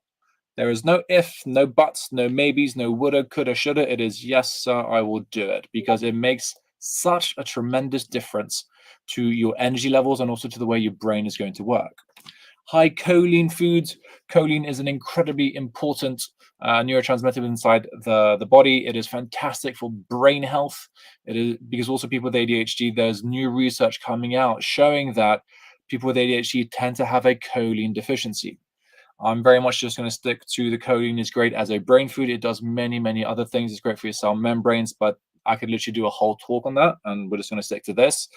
And it is incredibly important just also keep the brain nice and calm. Your main source of choline is through eggs. Eggs are your best sources of choline, without a shadow of a doubt. Then comes organ meat, so looking at kidneys and liver. If you're someone who struggles to eat that, don't worry, I'm with you. It's an acquired taste, but you can get them in supplements instead. So don't worry about it. There's also aspects of salmon, which has decent amounts of choline. So does shiitake mushrooms, so do soybeans, and a lot of cruciferous vegetables as well. Cruciferous vegetables are also very high and rich in vitamin and mineral-rich foods. We're looking at cabbage, Brussels sprouts, broccoli, cauliflower, kale, those kind of vegetables, which are fantastic for us for many, many reasons. They do have a small amount of choline. Again, if you are a vegan, it is a bit more difficult to get the right amount of choline in. So I end up recommending a supplement for that, which we will get onto in the slides. Don't you worry about that. And if you are more keen to get it in through your natural diet, eggs, organ meat, salmon, and shiitakes is probably the easiest and best way to get it in. Like I personally have eggs every single day, and if I don't, I notice my brain isn't as calm and as quiet. So instead, on the days where I don't have eggs, I will take my supplement instead, which we will get to in a minute. High omega foods. So here what I'm really talking about is there's an acronym which we use called SMASH. That is salmon, mackerel, anchovies, sardines, and herring. These fish are the highest in omega-3s, and they are very, very important to have in your diet. Again, if you are a vegan, or vegetarian even, you will have to look at vegan alternatives, so green algae, which although, yes, they do have EPA and DHA, the issue is the conversion from the algae state into the actual pure omega form, which is very low in comparison to straight omegas. And omegas make a massive difference, especially high EPA, which is what we want from a supplement. We don't want to focus on DHA. We want high EPA. Fantastic for anti-inflammatory, great for brain function. Again, makes our brain much calmer and easier for us then to focus, get into states of flow, and all the good stuff. High essential fat foods, we are very much looking here at extra virgin olive oil. Extra virgin olive oil is the king, the queen, however you would like to term it, of oils and generally of foods. It is so packed rich of minerals and vitamins that we generally just need. We can also look at flaxseed as well. So either the seeds or the oil. If you're going to have flaxseed oil, you must store it in the fridge once you've opened it because it oxidizes incredibly, incredibly quickly. We then have chia seeds, we have walnuts, and also avocados. These are all great sources of food. So, let's say if you wanted to make a bit of breakfast for yourself, let's go a vegan breakfast, nice and easy. You can do some chia seeds, mix it with some water or some nut milk, then have a handful of walnuts, half an avocado, a whole avocado, your extra virgin olive oil, bit of salt, bit of lemon, bit of black pepper, and that will generally feed your brain very well. If you are not a vegan, you can then add in eggs and salmon into that, and that basically becomes a breakfast for kings and queens, and for anyone in between. And then we have complex carbohydrates. Complex carbohydrates are essentially what we're looking at are things like potatoes, sweet potato, oats, squash, quinoa, a bit of brown rice, legumes. So we're looking at, lentils, chickpeas, kidney beans, red beans, all these kind of things as well, which are fantastic for keeping not only your blood sugar stable, but also providing you the right amount of energy which your body needs and the right nutrients. Again, all of these things will have additional B vitamins and different types of minerals to then help the conversion of your protein-rich foods to get from L-tyrosine into dopamine. And your general vitamin-rich foods, vitamin and mineral-rich foods, so easy ones to look at are your berries. So blueberries, raspberries, blackberries are high in nutrients, and this is why I absolutely love them. You have your citrus fruits as well, so lemon and limes, especially lemon. If you're using the peel, the pith, that's where all the minerals are. So if you're going to juice it with the actual pith, and then you get much more from it. That's the same thing with oranges as well. You have kiwi fruit, which is incredibly rich in high amounts of nutrients. And again, you want to have the kiwi fruit with the external, with a bit of the fairiness, because that adds extra fiber and it slows down the blood sugar spiking. It is very important that you do this. You have apples as well. I mean, if we're looking at other types of vegetables, you have onions, you have garlic, you have leek, you have asparagus. Even courgette is absolutely fantastic to add into that. These are all brilliant foods which are necessary for not only proper bowel function, but also neurotransmitter function, so dopamine and serotonin conversions. And serotonin is not only what we need to help us feel good, but serotonin then ends up converting into melatonin. So it is important to have the right amount so we can get to sleep in the right way. And I hope this kind of clears up any potential what should I eat, what shouldn't I eat kind of foods. This is essentially the baseline. This is every single day, and it's very easy for people with ADHD then to, once you love something, to just drop in and just make it again and again and again and again. Why? Because it's a safe food. Also because it's going to help you provide dopamine, because you know what you're going to get as a reward, not only as an external one, but also as an intrinsic one because of the foods you're putting in and the way it's going to convert. So I hope I've kept that as simple as I can. I usually tend to, as I say, as my friends tell me, you tend to speak in Chinese to people who speak English. So hopefully I put that in enough English for you before we move on to the next segment, which is the wonderful world of supplements. And here we have 7 different supplements, which I think are very key. The first one is alpha GPC. This is alpha glycophosphocholine.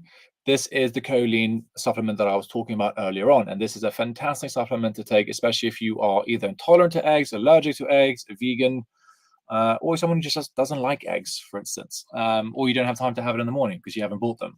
This is a great supplement to take, and it does provide you with very active forms of choline, and that will just help your brain just feel more like, as opposed to, which is what we want, because then you have less time thinking, more time doing, and then just being able to get up and do something changes the game, and it's much more easy when you do that.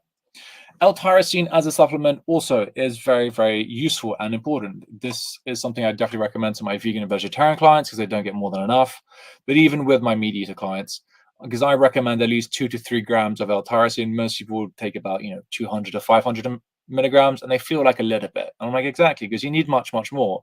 So a lot of the studies done with it, let's say they're done on rats, you have to kind of think about, well, okay, this is the amount they've used on rats. The amount you need to use on a human is much more. And personally, through my own use and use with other clients, we've all realized that we need a couple of grams worth, 2 to 4 grams, and then you get the right amount, especially if you're going to be using things like zinc, B vitamins and magnesium alongside of it, because those are going to help to convert the L-tyrosine into dopamine, which is exactly what we want for the normal daytime stuff, because this is how we are going to function nice, clean, and on it. That's why zinc is a paramount to being part of anybody with ADHD's kind of protocol. Also because it's fantastic for your immune system, and people with ADHD tend to have a bit more of an overwhelmed or overactive nervous system. So the zinc just provides that support for not only for the nervous system, but for your immune system as well. And then as a result of that, it's going to provide that boost from L-tyrosine into dopamine, but also serotonin into melatonin, or just general conversion into serotonin from foods.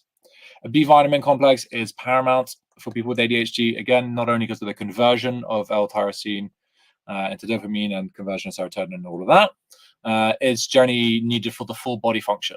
Consider it like a maintenance. It's what basically helps keep your car running. And we want your car to run as smoothly as possible. So B vitamins, especially if you're not eating a clean diet, are going to be one of your best friends. And definitely something that I love recommending to people because it has such wonderful benefits for it. Especially for energy, for your skin health, for your organ health, for your liver detoxification. It does so many different things. Again, it's a whole talk I could do on it, so I'm just going to keep it again in English. Iron, very useful, because again, this is something that a lot of people with ADHD tend to lack. And definitely when you have anemia, and iron is also needed for people with ADHD, because people tend to have a slight deficiency of iron. So it's something to put in. I usually would recommend it as ferrous chelate or bisglycinate is what I should say, because that is a much more easy version to absorb, and you're not going to get the slight feeling of nausea afterwards, which can happen with certain iron supplements. So that's definitely key. And then you have magnesium. I've just put magnesium here because you have 7 different kinds. The ones I generally recommend are magnesium L-threonate and magnesium glycinate. Glycinate I love using at night because it just helps to relax my body and my mind. L-threonate I like also during the daytime. It also works well at night, to be fair. I like using L-threonate though during the daytime because it just keeps my brain much more calm, because magnesium L-threonate is the only form of magnesium that can cross the blood-brain barrier. So then you're literally getting the right kind of things into your brain for it to go, which is exactly what we want when we take it. And not to mention of the conversions, as I mentioned before, the conversions of tyrosine and serotonin into melatonin and into dopamine. These are key aspects, and also for multiple different actions and conversions within the body. I'm just keeping it to this, but these literally, your zinc, your Bs, your magnesium, and sometimes your iron as well, are in a lot of different reactions within the body, which are paramount to success. And then finally, omegas. As I mentioned before, omegas are absolutely brilliant to take, and we want to be looking at about 1 gram a day maintenance. So let's say you take a supplement that has about 1,000 milligrams, great, and you eat fish every other day, you'll be more than adequately supported with that. So that's definitely something I recommend to clients. And if you are a vegan, then you can look into something called, I use the acronym SDA, I think it's stearidonic acid, which has the best conversion from a non-omega into an omega-3.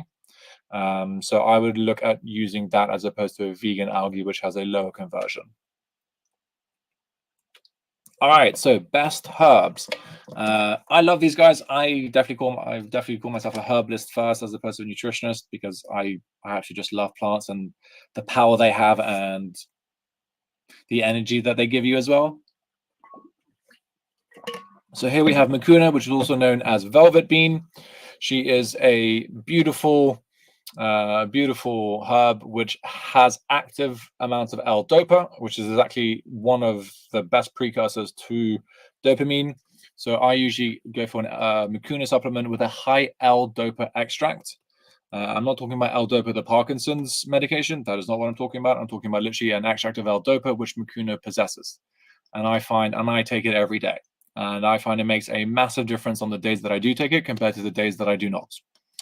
And then lion's mane. Lion's mane has been doing the rounds, at least in the Western world, for the last year or so, about being a brain superfood. It's also a gut superfood as well. But for people with ADHD, it does help to calm the brain down. It does get into a state of focus much more easily, and is one of those which does help with memory, focus, and attention. Not to mention, it's quite a nice taste as well, especially if you're going to get it as a powder. You can mix it in as a little bit of a tea. A mushroom coffee. We can even add it into your coffee as well to get an extra bit of boost from it. The topic of coffee is kind of controversial. I'll touch upon it quickly just now. So with coffee, it's not for everyone with ADHD, simply because it's also down to your genetics. Certain people have the right genetics to metabolize caffeine quickly. Certain people have the genes to metabolize it slowly, such as myself. So stays in your bloodstream 8 to 12 hours, sometimes longer. Whereas the fast people, it's about 3-4 hours and it's out that system. But then you also have the genes about caffeine and anxiety and adrenaline. So I speak from personal experience, like my own genetics show that I am okay with caffeine. I just can't have more than 1 cup per day. But people who have the anxiety gene literally drink coffee and they get anxiety straight away. So they have to stay away from any form of caffeinated drinks. Green tea is probably the only one they can probably get away with, but even then, they may still get jittery. Let's move on to ginkgo biloba. Ginkgo is a fantastic herb. You do have to be careful with ginkgo if you are on blood thinners, just because it does help with blood clotting, so you want to be careful with that. But it is a fantastic brain-supporting herb. It increases circulation around the body, especially towards the brain. And again, this is another beautiful plant, beautiful herb, and something I actually like combining with the one just below, Go-To Cola. So gotu kola is one of my favorite herbs of all time. It works on so many different things, including scar tissue, immunity, liver health, adrenal health, and brain function as well.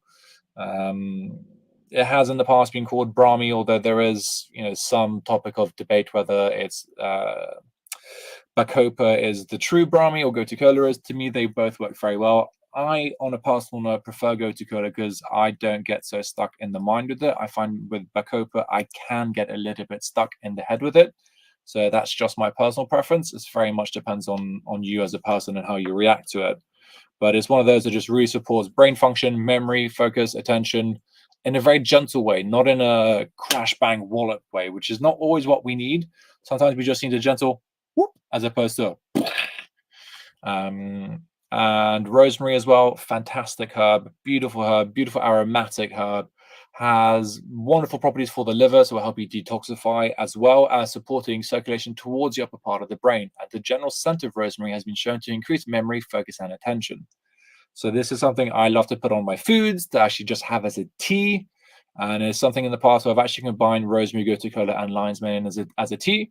I quite like the taste. I add a little bit of honey to it, and I quite like it. I know some people will be like, what on earth is this guy talking about?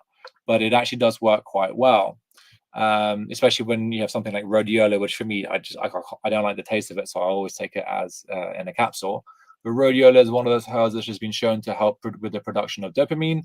It also is great as an adaptogen, so it does help to, I'm not going to say increase balance, and it basically helps to provide support, balance, and homeostasis within the body. So it helps with endurance to stress and fatigue and anxiety. Can also help with insomnia, although it is definitely not the first herb I'm going to for insomnia. We then have lemon balm. Lemon balm she is a darling. She is a queen. I love this little lady.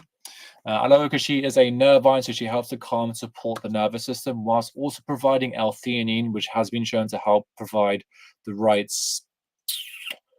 brain function, if I just call it easily. And she's very, very, very useful for people who have gut-based anxiety. So as opposed to anxiety which is based in the head, this is more towards the gut. So she's great for people who have IBS as well. And then there's Tulsi. So this is also known as holy basil. She is a fantastic herb. Absolutely love her. She has a very floral taste. She is great for supporting blood sugar, people with diabetic issues, people with adrenal issues, energy issues. She also helps to clear the mind. If you are someone who has ADHD who uses cannabis in any form, whether that's weed or whether that's hashish, Tulsi is a herb which can actually, once you quit, cleanse that out of your mind and cleanse that fog out of your brain, so you're much more clear. It provides a gentle stimulation, then it drops you back down into gentleness. One of my personal favorite teas is actually lemon balm, Tulsi, and a herb I haven't mentioned is passion flower. Those three for me help to calm my mind, calm my nervous system, and get me into a state of flow very, very well. So I'm a big fan of them. Herbs for me are so important for people with ADHD, because this also allows us to connect to nature. And for people with ADHD, when we are in nature, we tend to just go from up here to down here very, very quickly. We take off our headphones, we put our phones on airplane mode, put it in your bag, and when you walk and connect through nature, you feel as if you can breathe. So this is why I love herbs, because they can literally help you tap into that energy in a very different form, but it still works absolutely beautifully, to be honest. All right, music for ADHD. This is something that I blew up on TikTok because of this. I was one of the first people to start mentioning it. And very much our music for ADHD is one of the most important tools that we have, and we don't even realize it. Why? Because certain musics can help to activate our parasympathetic nervous system, which is our rest and relax system. This is what we want to just get into a state of flow.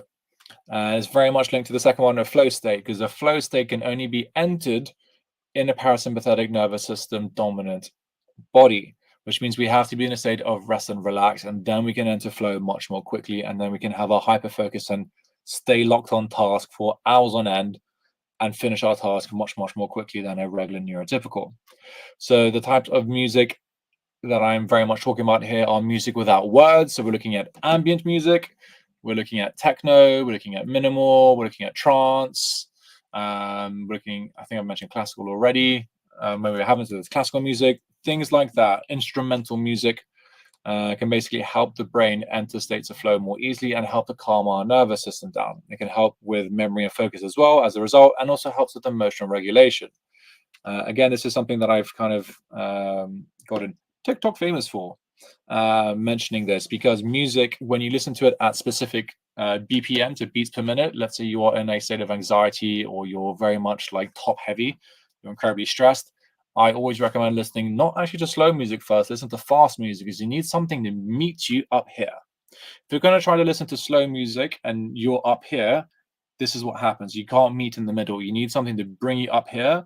And then track after track, you start lowering it down as you adjust the frequency of the music, and you go down and down and down until you're calm, and then until you're emotionally regulated. This is something that I teach my clients. This is something that I speak about on TikTok. It is incredibly powerful. And the great thing is music is generally free as long as you have access to the internet. Or you can go on YouTube, iTunes, Spotify, and God knows what else, other music streaming, SoundCloud, things like that. So it is incredibly useful and incredibly powerful as a tool for people with ADHD. One of my favorite things to do is, before I start any work, is I will do a little bit of breath work, which is in the next slide. I play the music which gets me into flow. It depends if I want to be creative or if I just need to hammer out work. Two different styles of music. If it's getting into flow, it's more gentle, hard groove, classical, ambient music. If it's time to hammer it down and get stuff done, it is very much for me techno, hard techno, just doof, doof, doof, doof. And I am locked in for a good couple of hours. I don't even need to think about it. I already know exactly what I'm doing. I've really gamified my tasks. That is incredibly important. So those three together just create a complete revolutionary aspect of ADHD treatments, which I hope will become more mainstream. I'll be doing my best to speak more about it on social media, influencing people about it and getting their awareness up around it. So music is beautiful, and it can make you feel different states of joy, happiness, sadness, but we're very much using it as a tool to help you get work done, to also help you process things, and also to help you emotionally regulate, which is just so key for people with ADHD. And that is the last slide. So I will get onto that in a moment. Let's talk about a bit of breath work. Breath work is foundational for life. Breath is life. Without breathing, we would be dead. And it's all about learning how to breathe correctly. So if we're just breathing from the top part of our chest, and literally if you can put your hands on your chest and you can just see, like, where am I breathing from? Am I just moving my hands up top?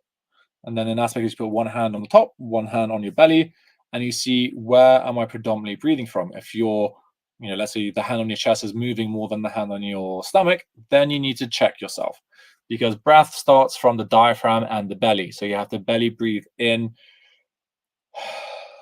and out, and it's very important, because then that helps you activate your parasympathetic nervous system, which, as we've mentioned before, helps you get into a state of flow much more easily, but also provides you with more resilience and more stress. Cortisol, adrenaline, noradrenaline are important in life, absolutely. Listen, I'm not saying that they're not, but if we're already stuck in that state chronically, it's just going to empty our bank account, and we'll go into our overdraft, and then we're going to go into debt.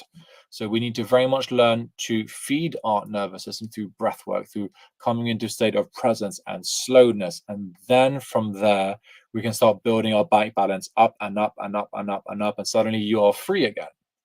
And we can get into flow states much more easily. We can get into creative spaces much more easily. We can get into connection with ourselves, with others, with nature much more easily. And we don't have to worry about anxiety and other things, because we can regulate our emotions with our breath. And this is so important for people with anxiety. And I teach this to my clients, how to breathe correctly, when to go and take yourself away, to go do a little bit of breath work in a stressful environment, so you can be present and you can then move forwards with precision, clarity, and calm. And that's when we're going to have our best results. And when you combine, a bit of breath work with some light music, you're going to nail it. You're going to be in a much different state. Your brain will be more active. Your soul will be more active as well, which is the primary importance here, is your identity and your connection to yourself. Because if you have a poor identity and connection to yourself, you berate yourself, you talk poorly upon yourself, it's going to be difficult to actually get you to do the work that needs to be done. So this is a very, very important aspect of ADHD, because we tend to be overly critical, anxious, lurking thoughts, we're very hard on ourselves. If we can't get something right, then we kind of struggle with it and we beat ourselves up. So the breath work can help, and the music can help to cut that and get us into a state of presence and connection, and therefore flow not only with ourselves, but also with life, the universe, whatever you wish to term it as. And emotional regulation not only helps us with that, but also helps with stress levels, helps with anxiety, helps with the digestion.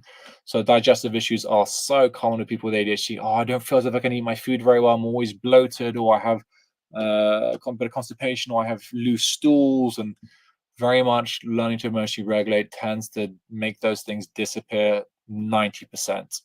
And then 10% is using herbs and supplements to get the gut where it needs to be. But when you emotionally regulate, you then regulate your nervous system, which then allows your body to get into a state of healing and a state of being, as opposed to a state of doing. So that's very, very important. And the aspects of emotional regulation, you also have to look into trauma healing. So that either that's a big T trauma, so we're looking at whether that's physical trauma or big time emotional trauma, or little t, which is more smaller incidences, when you're at school, teachers, with parents, with friends, looking at self-respect, self-esteem, self-love issues, and really working on that to get to a state of empowerment, being educated, and then being able to use that in the right circumstances to become the best version of yourself, which is very much becoming empowered. And that to me is one of the most important things for people with ADHD, is to feel empowered, to feel educated, to feel knowledgeable about themselves, what works for them, and how they can get the best out of themselves, and not have to rely on, at least in the UK, on the government or the NHS to help you get somewhere, or to rely on someone to help bring you up, because you already have the tools and you have the knowledge on how to do it for yourself, because you are different to everyone else. So it's very much important to emotionally regulate, so you can then understand yourself much more easily, and you can identify your triggers, the things that send you into a tiz. What I mean by that, things that send you into a spiral, and then you can understand, okay, how do I work around this? How do I then make sure this doesn't happen again? And how can I move forwards in the best version of myself? So all of these things are incredibly, incredibly important for people with ADHD. And on a way to sort of combine it all together, emotional regulation is a everyday work. Aspects of gratitude journals, self-reflective journals are really important, because it can help you understand what's going on, making sure your diet is in check, adding in your supplements with your diet and your herbs. Replacing potentially a coffee late in the afternoon, which may make you not allow you to sleep. You can replace that with some lion's mane, some cordyceps, some gotu kola, those type of things, which are really, really important to add into the diet for brain function. So I hope this helps, and I hope this has been quite clear and informational and educational for everyone on here. If anybody is interested in where to find me, or was interested in potentially working with me, whether that's from a one-to-one basis or a corporate basis, you have my email here, which is www.healthypillars.com, my Instagram, which is healthy_pillars, and my TikTok, which is Healthy Pillars. And if you want to add me on LinkedIn, I'd absolutely love that. It's just simply Alex Fraysse, and it'll be very much this photo you see right here. Oh, wow. That was loaded, man. That was amazing. Thank you so much for sharing so much information with us. I think, we're very grateful for that. I got a few questions. I don't want to let you go without asking you these couple of questions. Yeah, absolutely. We know that the modern day tech has been a large contributor to sort of bringing out this whole ADHD situation that is already there in the world out into the open. My question to you is, what can tech do to help make this easy? How can help sort of, what do you, according to your own experience, you might have come across these moments where I feel like, I wish somebody could have solved this problem using tech, or that problem using tech. What are those? I mean, do you have any of, any insights on that? I mean, for me, it's all, my greatest tip would be, you have to learn to understand yourself. Mm-hmm. It's very much understanding how you work, why you work the way you work, and when do you work the best, when do you work the worst, what are your triggers in life, and very much when you can understand yourself, you can then begin the education and empowerment process. So I very much work from that standpoint, because the identity of who you are will be the foundational building blocks for everything else. You can try to fix your diet, but if you still think, oh, I'm a fat slob, or I'm doing it, or you don't think well of yourself, it's not really going to make that much of a difference. It'll make a small difference, but you still have the thoughts which are running the program, the subconscious program in the background. So building that level of self-awareness and understanding when your thoughts start being triggered, when your anxiety starts being triggered, for me is the most important aspect of ADHD, for sure. You know, the next question that I want to ask you is, you know, there's a lot of talk about how you can manage some of these divergent problems through holistic approaches, like a combination of meditation, you know, obviously nutrition is one of them, but I'm specifically talking to you about meditation practices. Okay. Is it possible for one to manage all of these issues using traditional meditation practices, or are there special meditation practices that are needed in order for people to manage this? I would say it depends on your level of meditation experience. If you have no experience, meditation is a nightmare. In the terms of, you know, be silent, be quiet, there's no music, it's just you and focusing on your breath. If you have ADHD, you are going to absolutely lose your mind. Unless you do it first thing in the morning or last thing at night when you're getting into that alpha brainwave state, then it is easier. But I would recommend, especially beginners, to listen to a guided meditation, and especially guided meditation, which is very much like a yoga nidra, like an NSDR, just to help relax every single part of the body. And then after 5, 10, 15 minutes, then you can get into a meditative state. Then you get into the alpha state. Then you get into the theta state. Then you see the results. Once you are experienced enough doing that, you don't need to it's very easy to just do a 3-minute body scan, doof, doof, doof, off you go. But if you are a beginner, I'm always a fan of guided, because then you're like, okay, cool, I can hear. And it's the aspect of, it's like listening to music, whereby it is loud enough for you to be paying attention, and then it activates your parasympathetic nervous system because you're just following what's going on. It keeps you active, and you're not going to have your thoughts intruding as much, and you're not going to be thinking, oh my God, I can't meditate. Oh my God, this sucks. All of that. All right, then, Alex, listen, thank you so much. We're out of time now. And thank you so much for doing what you do. Thank you so much for agreeing to come and share this with us. You've left your numbers. We're obviously going to drop all of that information in somehow or the other with people who might want to reach out to you. But thank you so much for doing what you do. And I hope we get a chance to collaborate more on these lines. Beautiful. Thank you very much, Shashi, for allowing me to be here. It's been a great pleasure. Yeah, it is always a pleasure to have All you, right. man. Thank you. Ciao. Bye. All right, I'm going to bring up Ashish, who's going to lead us now to the next few open house sessions, and who's also going to close the session for the day. And I'm going to see you guys on the other side. Awesome. Thanks, Josh. Okay, let me bring in Alan, guys. Hey, Alan, how are you doing? Hello. Hi. Hi. Thanks for having me here, Ashish. No, it's very nice that on the first day you were, on the other side, and on the third day you're on the side. It's been happening a lot from the last 3 days, and today has been really amazing. It's been all about understanding the ecosystem behind consciousness, getting into how conscious cities are built, and how do we really bring that flavor into where we live, among our communities and people. And we've had a lot of 3 talks very much focused on how mental health can be dealt with, mental health issues can be dealt with, how can we really look at it and function ourselves as people around this. And so it's been a very interesting day, opening up both in the conscious community side of the table and also mental health side of the table. So the stage is yours. You have a presentation. The infinite game, it already sounds very interesting. So you've got around 15 minutes. This will be the last session of today. So feel free to take 15 or 20, whatever you feel like. And let's see what you've got. Thank you very much. Hello, everyone. My name is Alan Justin. I'm a counseling psychologist, artist, teacher. I'm into wildlife. I'm also a gamifier. A gamifier is somebody who gamifies things, makes everything into a game. And I'm going to try and make our interaction today also into a game, if that's okay with you. So the way this works is I have a presentation which has very simple questions. Try and come up with the answer to the questions before I answer them. That's it. So I can't see the chat box, so I hope if you can answer them in the chat box, that would be great as well. I'm going to try and present, and then we'll get started. You can see the present. Yeah. Share screen. Are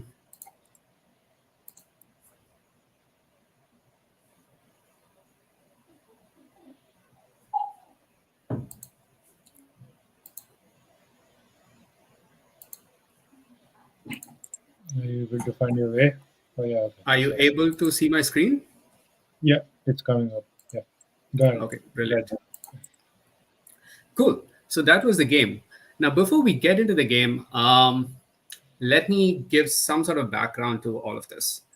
I'm very grateful to be part of this. Thank you, Sacred Startups, for hosting this. And it's very, very cool that this entire conference deals with consciousness. And as someone who has dealt with mental health issues all my life, at around 25, I started working on sorting it out.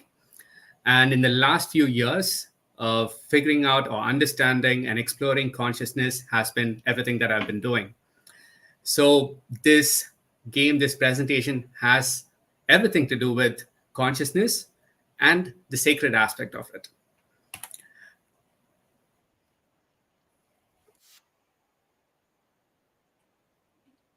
Sorry, we're not able to feel the volume of it.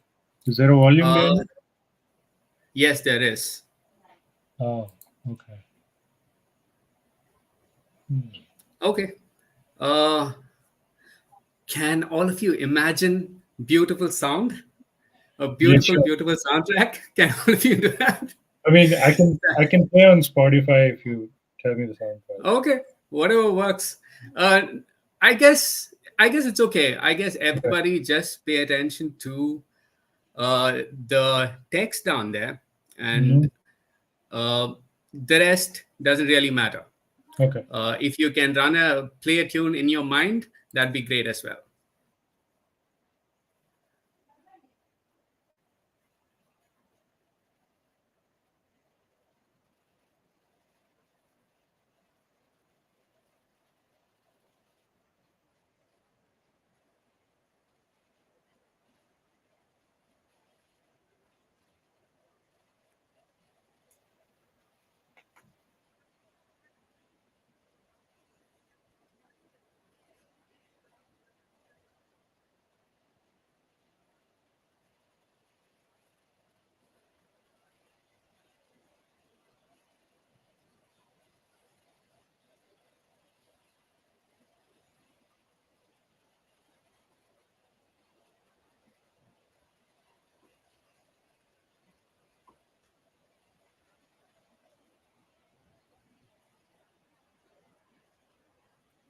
Wow, this game looks so cool.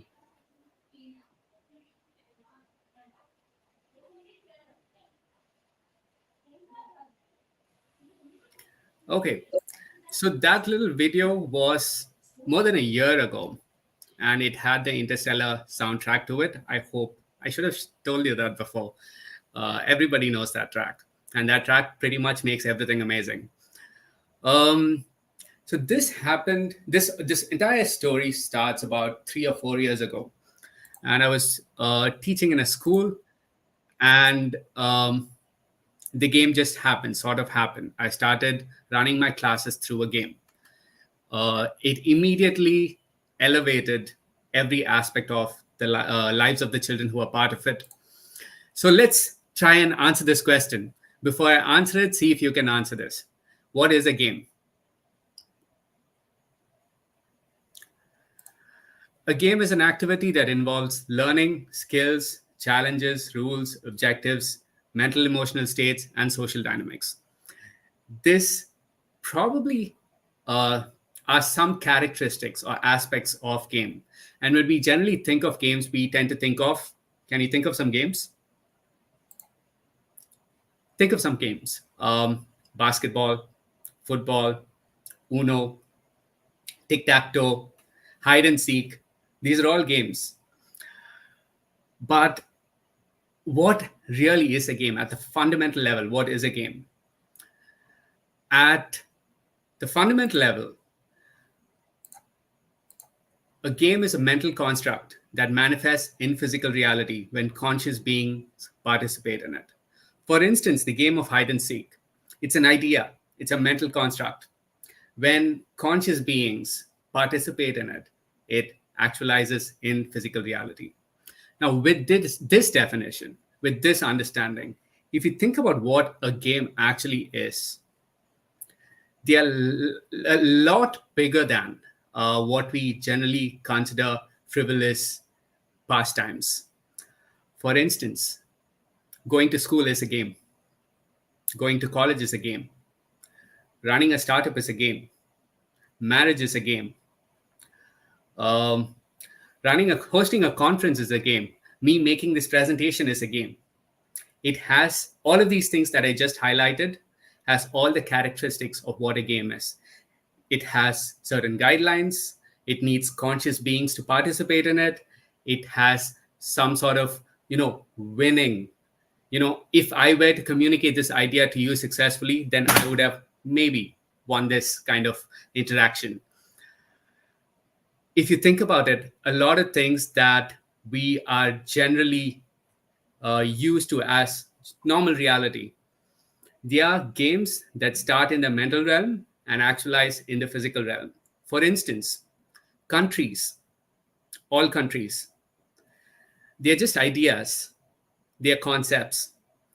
A country is a mental construct, but we all participate in it. We all believe in it. And when we agree as conscious beings to this idea called a country, it becomes another thing altogether.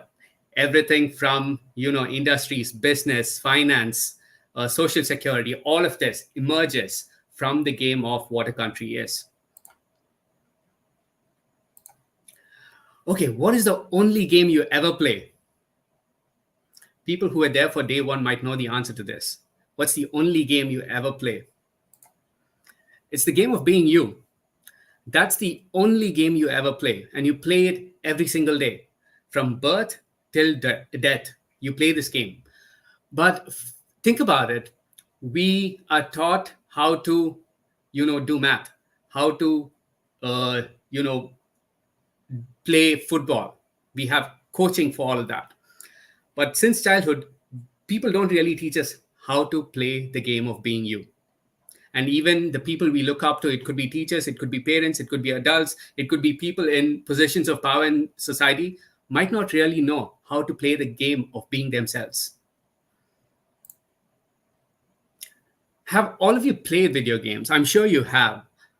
It could be, the snake game in old Nokia phones. It could be highly advanced internet-based role-playing games, which are called massively multiplayer online role-playing games. I'm sure you've all played video games. Even if you haven't played video games, you probably have played the game of, moving your mouse cursor on your laptops. That's also a game. So when you play video games, something very cool happens.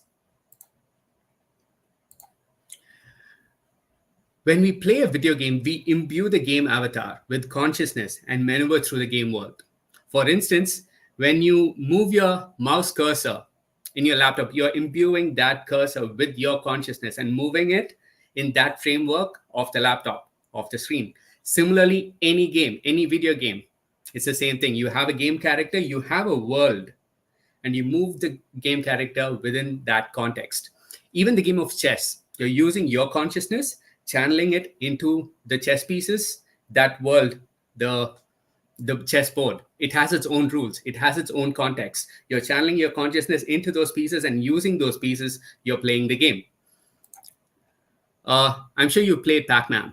Pac-Man has its own rules, own guidelines, own framework, own set of challenges. And you're imbuing Pac-Man with your consciousness, and you play the game. As we play the game, we learn how the world works. We achieve goals, persist through failures, level up our character, and finally win the game. All of this is fun, enjoyable, and exciting. Every game world, be it the game of Snake, be it advanced games like what you're seeing on the screen, they all have rules. They all have mechanics. They all have principles. Just like our world, our reality also has mechanics, also has principles, also has rules. I'm not talking about man-made rules. I'm not talking about, the rules of society. I'm talking about the rules, mechanics, and principles of reality. Isn't this exactly like life? In life, you're given a physical avatar. All of you have it. You have a physical body, and it's imbued with consciousness. And it's up to you to figure out how to play the game of life. And if you learn and know how to play the game of life, you will win at life. Just like in video games, the key to moving forward in the game of life is to level up your character. In all games, you have levels and you have a character. The levels are meant to test the character. And once the character levels up, the level changes. Similarly in life, once you level up, your reality changes. And when I'm talking about you, when I'm referring to you, I'm talking about your consciousness. When your consciousness levels up, your external reality changes. Because the separation between your internal consciousness and the consciousness out there in your external reality is just an illusion. Now, let me introduce you to the infinite game. This is the game that you saw earlier with the children. That was a couple of years ago or a year back. And then I started completely immersing myself in trying to figure out how reality works or how consciousness works. My intention for the game with the children was, the speaker earlier was talking about brainwave states. Between the ages of 0 to 7, all of us are in alpha and theta brainwave states. And this is associated with meditation and hypnosis. And this is where we get our fundamental primary programming about how reality works. And our rational thinking hasn't developed yet. We are essentially getting programmed, getting hypnotized as to how reality works. And we develop a lot of our core beliefs or fundamental beliefs during that age. Beliefs are like computer programs. They control who we are. They control our reality. They control how we perceive the world. And beliefs are an aspect of consciousness. I realized when I was a child, I got programmed. And this fundamental programming eventually becomes your subconscious mind. And most of us, or not all of us, are primarily controlled by our subconscious mind. The subconscious mind is much more powerful than the conscious mind. And unless we undo the faulty programming that we received in childhood, we will be living out our past conditioning. And deprogramming ourselves is something called shadow work, which is a very intense process. I thought, what if I program the children positively from childhood, from a young age? Then they wouldn't have to sort themselves out, when they are older. I started observing some of the beliefs that they were already carrying. For instance, when a child says, I'm dumb, I can't learn, I realized no matter how much I teach, the child is never going to be able to learn because the child's belief about him or herself is, I'm dumb. I thought I'll just change that belief positively and give children the option to choose positive beliefs and program themselves positively and choose to hold on to these positive beliefs. And then they're essentially programming their consciousness. They're essentially hacking consciousness. So that was about a year ago. And then I quit my job because I realized I was onto something. And the whole of last year and a few months, I've dived deep into figuring out how consciousness works. And this is a result of that, the infinite game. The game objective. Every game has an objective, and these objectives are quite implicit, and they are important because they direct the gameplay. The objective of the infinite game is to evolve into a higher version of yourself and create your desired reality as defined and chosen by you using the emergent dynamics of the infinite game. This is what all of us are doing. All of us want to do. We want to evolve into a higher version of ourselves. We cannot compete with another person. We can only be a higher version of ourselves. And we want to create our desired reality. And this does not change. We always want something better. How do we do this? Are the principles that we can apply? How do we manifest that reality that we actually want? So that's game objective number 1.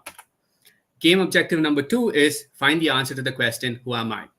This is the most significant question you need to answer in life. And if you can answer this completely apart from societal conditioning, you've cracked it. Okay, these are the game rules. Game rule 1 is love yourself. Think of aspects of yourself that you do not love. It's important that you love those aspects as well. You can try and define love as unconditional acceptance and having positive intentions towards. If you define love like that, you will be able to love any aspect of yourself. Number 2 is love the other players, no matter who it is. People you hate, people who you disagree with, people who are supposedly on the opposite spectrum of who you are, everybody. The game rules, game rule number 3, the infinite game has 8 levels, each a step in your journey. These 8 levels are designed in a way to evolve consciousness. Consciousness evolves in a circle or a spiral, and these levels are designed keeping that in mind. Infinite Game has 8 domains of reality and offers tools, resources, and secrets that can be claimed as you progress. These are the 8 domains of reality: financial health, emotional health, physical health, social health, occupational health, recreational health, intellectual health, and spiritual health. The infinite game has 8 principles. The first principle is open to all, while principles 2 to 7 unlock as you advance through the levels. Each player will craft and nominate the 8th principle. Principles are important, and if you can master these kind of principles, you kind of master who you are. This is essentially mastering yourself, mastering your consciousness. And consciousness also has principles that you need to master. And if you can master them, you've essentially cracked life. The first principle is the only variable I have complete control over is myself. And that's all you need to control. That is all you need to master. Rule 7, the game creator actively designs and evolves the infinite game, retaining full creative freedom. Players are co-creators, contributing to the ongoing development of the game. Even this game that we are playing right now, me trying to present, is a co-creation. It's consciousness playing with consciousness. Rule number 8, the infinite game transcends labels. It is not a board game, video game, workshop, coaching cohort, support group, manifestation masterclass, self-transformation course, or wellness program. It is exactly what it claims to be, the infinite game. Infinite game helps you answer these questions. Who am I? What is life? What is my purpose? How do I change myself? How do I make my life better? How do I overcome my struggles? How do I actualize my highest potential? The answer to all of this has something to do with consciousness. And the infinite game is designed to help you with that. Last question. What is the only game in all of existence? I will give about 10 seconds for you to think about this. What is the only game in all of existence?